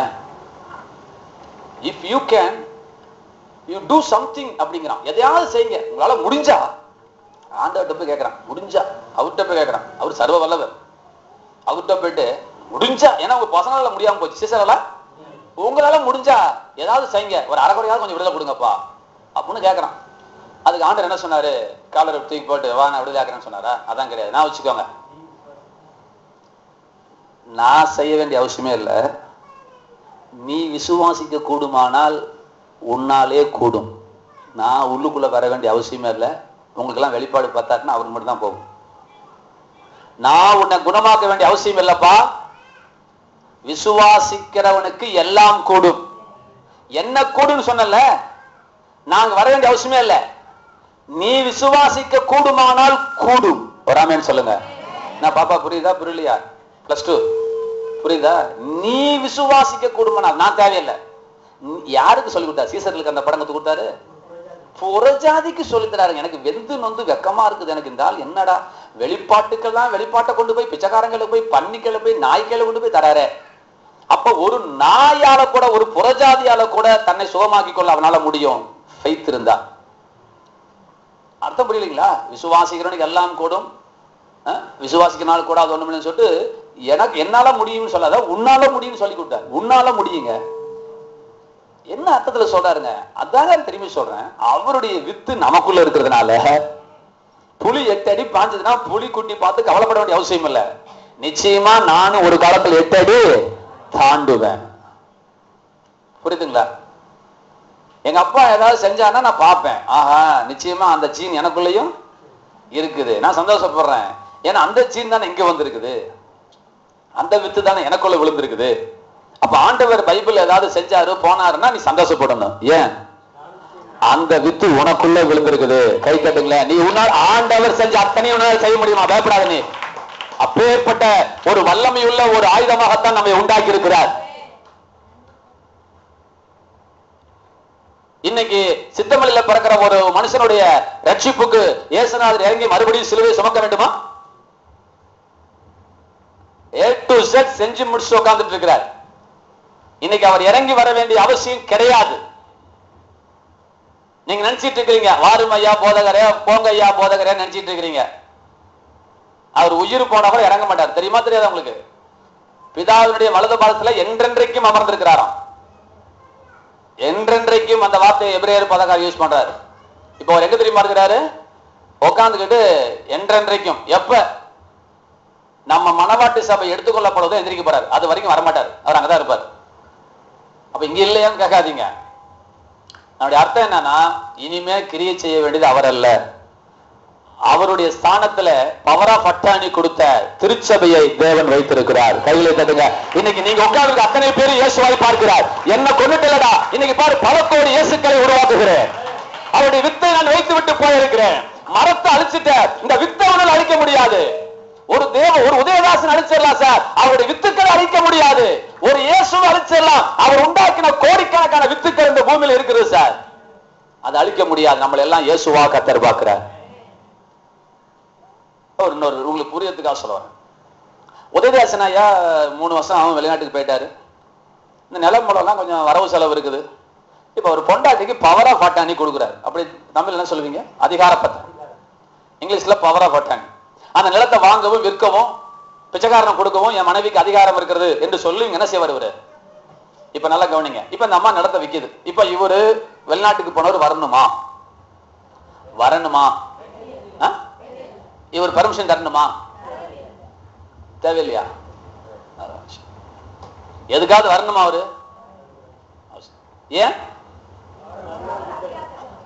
வானத்திலும் பூமியிலும் இப்பொழுது எனக்கு சகல அதிகாரம் கொடுக்கப்பட்டிருக்கிறது, ஆகையால் நீங்கள் புறப்பட்டு போய் சகல ஜாதிகளுக்கும் சுவிசேஷத்தை பிரசங்கித்து அவர்களுக்கு சுகமாக்கி அவர்களை சீசராக்கி ஞானசான கொடுத்து நான் உங்களுக்கு கட்டளையிட்ட யாவையும் கைக்குள்ள செய்யுங்கள். கை தட்டுங்கள. அது என்ன சார் ஆகையால்? எல்லா அதிகாரம் இப்ப என் கைக்கு வந்துருச்சு. இப்ப அந்த அதிகாரத்தை நான் உன் கையில கொடுக்கிறேன். ஸ்தானாதிபதி என்று எங்களுக்கு நமக்கெல்லாம் ஒரு பேர். அப்படின்னா அவருடைய ஸ்தானத்தில் இருக்கக்கூடிய நம்ம இந்திய நாட்டுக்கு ஒரு ஸ்தானாதிபதி இருக்கிறான், ஒரு அம்பாசடர். அவன் போய் சைனால போய் பேசிக்கிட்டு இருக்கிறான். ஒரு பேச்சுவார்த்தை நடக்குது. அதுல இந்திய நாட்டு அம்பாசடர் பேனா எடுத்து இப்படி கையெழுத்து போட்டா என்ன சார் அர்த்தம்? இந்தியாவே கையெழுத்து போடுறதுக்கு அர்த்தம். இதுதான் சார் ஸ்தானாதிபதி. இவன் பேனா எடுத்து இப்படி கையெழுத்து இப்படி போட்டான ஒரு அக்ரிமெண்ட்ல ஹோல் இந்தியா போட்டுச்சு சார். அதான் சார் அம்பாசடர். அவன் தான் சார் ஸ்தானாதிபதி. தமிழ் என்னது? தூதரா? தூதர். தமிழ்ல கூட வேர்டு சரியா வரல. இங்கிலீஷ்ல அம்பாசடர் கரெக்டா போட்டுருக்காங்க. அம்பாசடர் காரணம் இருக்குல்ல, அம்பாசடர் போய் டிக்ஷனரியில போய் பாருங்க. ஸ்தானாதிபதி தமிழ்ல கரெக்டா போட்டுருக்காங்க. இந்த பைபிள்ல ஸ்தானாதிபதிங்கிற வேர்டு போட்டிருக்கு. அப்ப நம்மளெல்லாம் தேவன் ஸ்தானாதிபதியாக வைத்திருக்கிறார். ஆமென் சொல்லுங்க. நமக்கு ஃபுல் ரைட்ஸ் கொடுத்திருக்கிறார். ஆமென் சொல்லுங்க. நீ அவரை வா வா வா வா வா வா வான்னு சொல்லக்கூடாது. நீ விசுவாசி கூடுமானால் கூடுனார். நாம் மனதிறங்கினால் கூடுன்னு சொல்லாத. நீ விசுவாசிக்கு கூடுமானால், அவர்கிட்ட மனசு இருந்தா இறங்க வைங்கப்பா இறங்குங்கப்பா இறங்குங்கப்பான்னு சொல்லாத. நீ விசுவாசிக்கு கூடுமானால். இன்னொரு முக்கியமான சரி சொல்றேன். பழைய ஏற்பாட்டுக்கும் புதிய ஏற்பாட்டுக்கும் நிறைய வேறுபாடு இருக்கிறது. ஐயா நீங்க விளைவிக்கோங்க பாஸ்டர், தயவுசெய்து எனக்கு தெரியும்னு சொல்லாதீங்க, கத்துக்கோங்க. ஆபிரகாம் அப்படி ஜெபிச்சானே, தாவீது அப்படி ஜெபிச்சானே, நம்ம ஜெபிக்க கூடாதா? கூடாது, கூடாது. ஆபிரகாம் 12 மணி நேரம் ஜெபிச்சானே, விடிய விடிய ஜெபிச்சானே, நீ ஜெபிக்க வேண்டிய அவசியம் இல்லை. அப்புறம் வெயிட் பண்ணுங்க. யாக்கோபு விடிய விடிய போறானே, இனி வேண்டாம். நீ உதாரணம் சொல்றதான் தப்புங்கிறேன். நீ ஜெபிக்க வேணாம்னு சொல்ல. அவன் ஜெபிச்சா நீ ஜெபம் பண்ணாத. எப்படின்னு சொல்றேன், புரிஞ்சுக்கோங்க. இந்த வித்தியாசமே புதிய ஏற்பாட்டு மக்களுக்கு தெரியல. ஐயா நீங்க எங்க போனாலும் சொல்லி கொடுங்க பாஸ்டர். ஐயா உங்களுக்கு அந்த தாகம் இருக்கிறதுனால சொல்றேன். பழைய ஏற்பாட்டுக்கும் புதிய ஏற்பாட்டுக்கும் இவர் எப்படி வானத்துக்கும் பூமிக்கும் உயரா இருக்குன்னு சொன்னாரோ அவ்வளவு தூரம் இருக்குது பழைய ஏற்பாட்டுக்கும் புதிய ஏற்பாட்டுக்கும். அது ஒரு சின்ன வித்தியாசம் ஒன்று கொடுக்குறேன். ஒரு சின்ன மேஜர் வித்தியாசம் என்ன?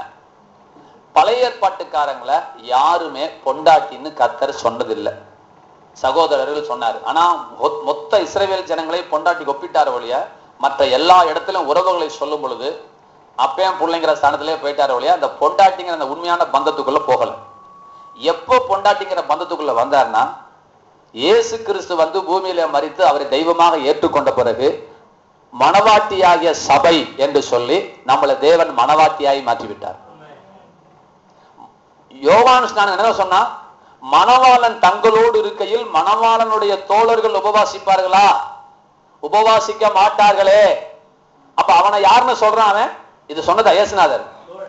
தோழன், தோழர்கள்.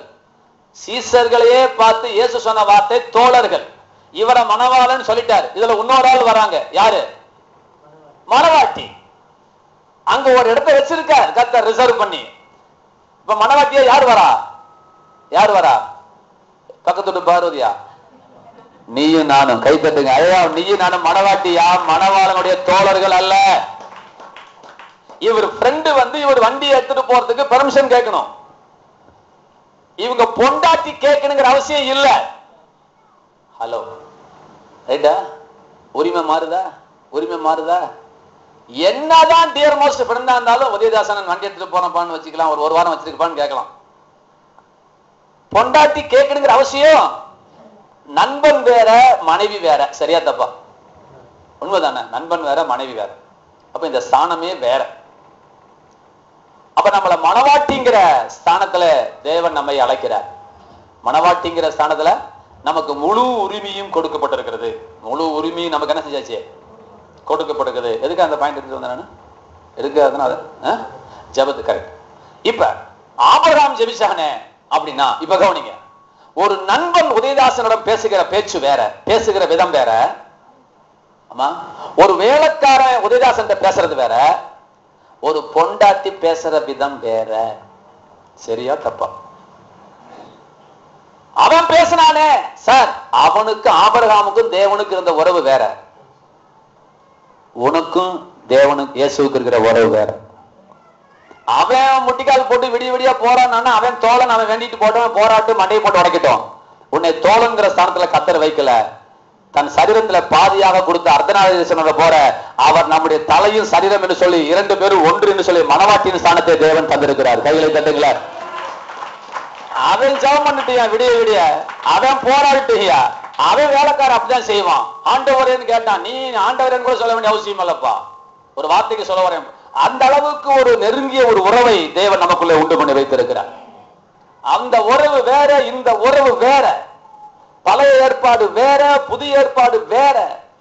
ஸ்திரீகளிடத்திலே பிறந்தவனிலே யோவான் சாணைகளை பார்க்கணும் பெரியவன் ஒருவனும் எழும்பினது இல்லை, ஆகிலும் பரலோக ராஜ்யத்தில் சிறியவன் என்று எண்ணப்படுகிறவன் இவனிலும் பெரியவனாக இருப்பான் என்று நான் உங்களுக்கு சொல்லுகிறேன்.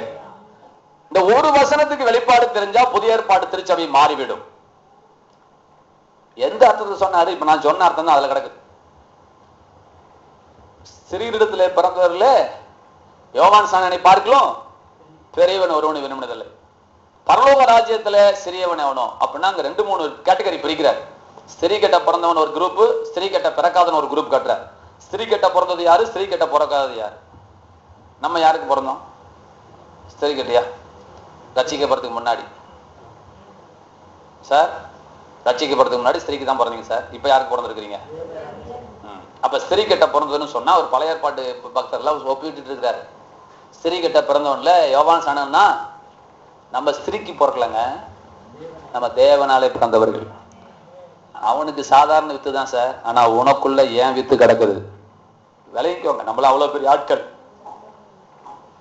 ஆதியாமத்திலிருந்து ஆதாமல கடந்து யோவான் ஸ்நானம் வரைக்கும் யாரு பெரியவனா? எலியா, எலிஷா, தானியல் எல்லாத்த காட்டிலும் யாரு பெரியவனா அப்படின்னு கத்த சொல்றாரு. அவன் தான் பெரியவனாரு. ஆனா இன்னொரு விஷயம், இங்க உட்கார்ந்து இருக்கிற கிளவி, பல்லு போன கிளவிக்கும் அந்த யோவான் ஸ்நானம் கம்பேர் பண்ணா யாரு தான் பெரியவனா? பல்லு போன கிளவி தான் பெருசுங்கிறாரு. கை தட்டுங்க, எவ்வளவு பெரிய விஷயம். இந்த உறவின் அடிப்படையிலே வருகிறது சார். ஒண்ணும் புரியாமலே கை தட்டிட்டு இருந்தா நான் மனசை செய்ய முடியும். ஆண்டவரே சொல்றாரு, நீ யோவான் சாணம் பெரிய ஆளு. அப்ப ஆபிரகாம் நீ பெரிய ஆளா சொன்னாலா? எலியாவை பார்க்கலாம் இல்ல? சொல்லுங்க, நான் சொல்லல, நீங்க சொல்லுங்க. எப்படி பெரிய ஆளான? இயேசுக்கு பொண்டாட்டி ஆனதுனால. ஆமென்னு சொல்லுங்க. இவ்வளவுதான் சார் லாஜிக். இதான் சார் லாஜிக். இவ்வளவு பெரிய தத்துவத்தை தேவன் நமக்குள்ளே வைத்திருக்கிறார். நம்மளால எல்லாம் சாதிக்க முடியும். நம்ம ஆண்டுடைய பிள்ளையா இருக்கிறோம், அவர் செஞ்ச அத்தனையும் செய்ய முடியும். அதுதான் விதையிலிருந்து அவருடைய வித்து நமக்குள்ளே விழுந்திருக்கிறது அப்படிங்கிற இந்த ஒரு பாயிண்ட். இந்த ஒரு பாயிண்ட் இப்படிதான் விதையை வச்சு நான் சொல்லக்கூடிய காரியங்கள். இன்னும் இப்ப அடுத்தது இன்னொரு விதையை பத்தி இன்னொரு விஷயம் சொல்றேன். என்ன அப்படின்னா, ஒரு வசனம் வாசிங்க, யோவான் 12:24 வாசிங்களேன். இன்னொருத்தங்க பசங்க நீங்க ஒண்ணு எடுங்க, 1:15 எடுத்துக்கோங்க. 36 எடுங்க. 15:36. இன்னொருத்தங்க யோவான் 12:24 கவனிக்கணும். இந்த மெய்யாகவே மெய்யாகவே என்ன அர்த்தம் தெரியுமா? அப்படின்னா என்ன சொல்ல வரான்னு சொல்லுங்க. அதெல்லாம் மாற்றம் இல்லை. ரைட்டு, ரைட் தான் ஐயா சொன்னது, ரைட் தான். எந்த வசனத்துக்கு கீழ்படிச்சு தொலையாட்டினாலும் இந்த வசனத்துக்காவது கீழ்படிடான்னு அர்த்தம். எல்லா கணக்கு வாத்தியா நடத்துவான். கவனியுமா, நாளைக்கு கேட்க போற கணக்கு யாருக்கு தான் தெரியும்? வாத்தியானுக்கு தான் தெரியும். அந்த கணக்கை நடத்திட்டு இருக்கும்போது நீ தூங்கிட்டு இருப்ப, இவருக்கு வேதனையா இருக்கும். கவனிச்சு தொலைங்கடா, எங்க வாத்தியா சத்தம் போட அப்படிதான் திட்டுவார். போட்டுக்கோங்கடா, very very very very very very very important அப்படின்னு போட்டுக்கோ அப்படின்னு சொல்ல மாட்டாரா? நேற்று கூட அம்மா சொல்லுச்சு, கட்டாய கணக்கு. எனக்கு ஒண்ணுமே புரியலே, கட்டாய கணக்கு. நான் அப்படியே ஒரு கணக்கே படிக்கலையான்னு. அப்புறம் பார்த்தா இதுல இருந்து இந்த கேள்வி கேட்டே தீரணும், வேற வழி இல்லை. அப்ப அந்த கணக்கை நடத்தும் போது வேடிக்கை பார்த்தா வாத்தியா என்ன சொல்லுவான்? கட்டாயம் கவனிக்க, very very very very very very important. நான் இன்ஃபினிட்டி போட்டு வச்சுக்கேன். அவர் சொன்னார்னா இம்பார்ட்டன்ட் போட்டு மேல டு தி பவர் இன்ஃபினிட்டி போடுவேன். கணக்கு படிச்சவங்களுக்கு தெரியும், நாட்டி போட்டு வச்சுக்கோ. ஆனா அவர் சொல்லிட்டாருல்ல வாத்தியாரு. அது மாதிரி உதாரணம் சொல்லணும், பூக்களை பறிக்காதேன்னு வசனம் தான், டிரான்ஸ்பார்மரை தொடாதேங்கிறதும் வசனம் தான். பூக்களை பறிக்காதேங்கிற வசனத்தை மீறிட்டா உனக்கு ஒன்னும் ஆக போறதுல, மிஞ்சி போச்சுன்னு 50 ரூபாய் பயன் கட்ட போற. டிரான்ஸ்பார்மர்ல கரண்ட் லீக் ஆகி நீ தொட்ட என்ன ஆகும்?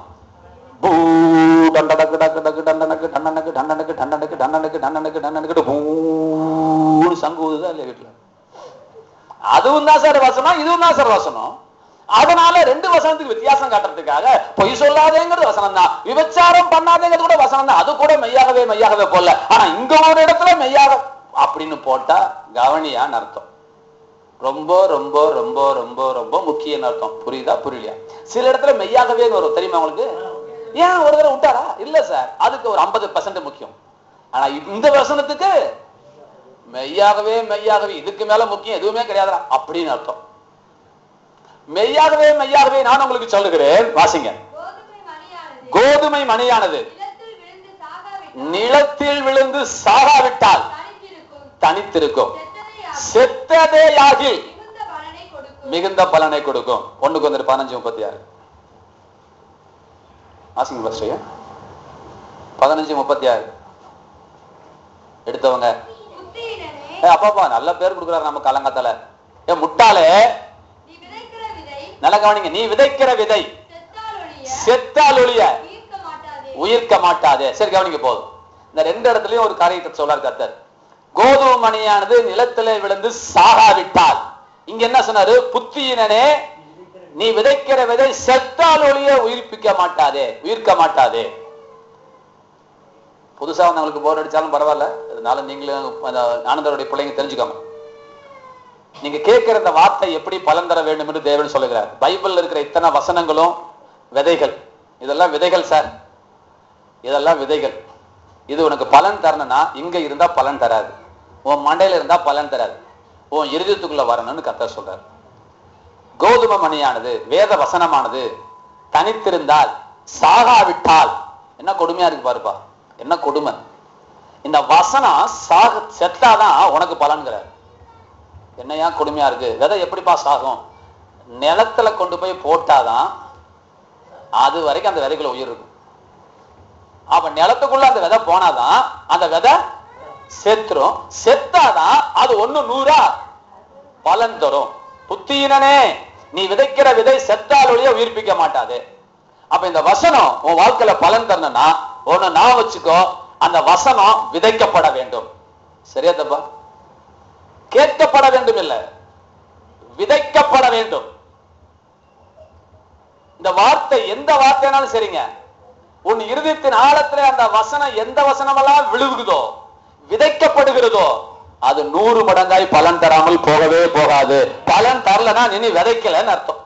அது நானா இருந்தாலும் சரி, உதயதாசன் இருந்தாலும் சரி.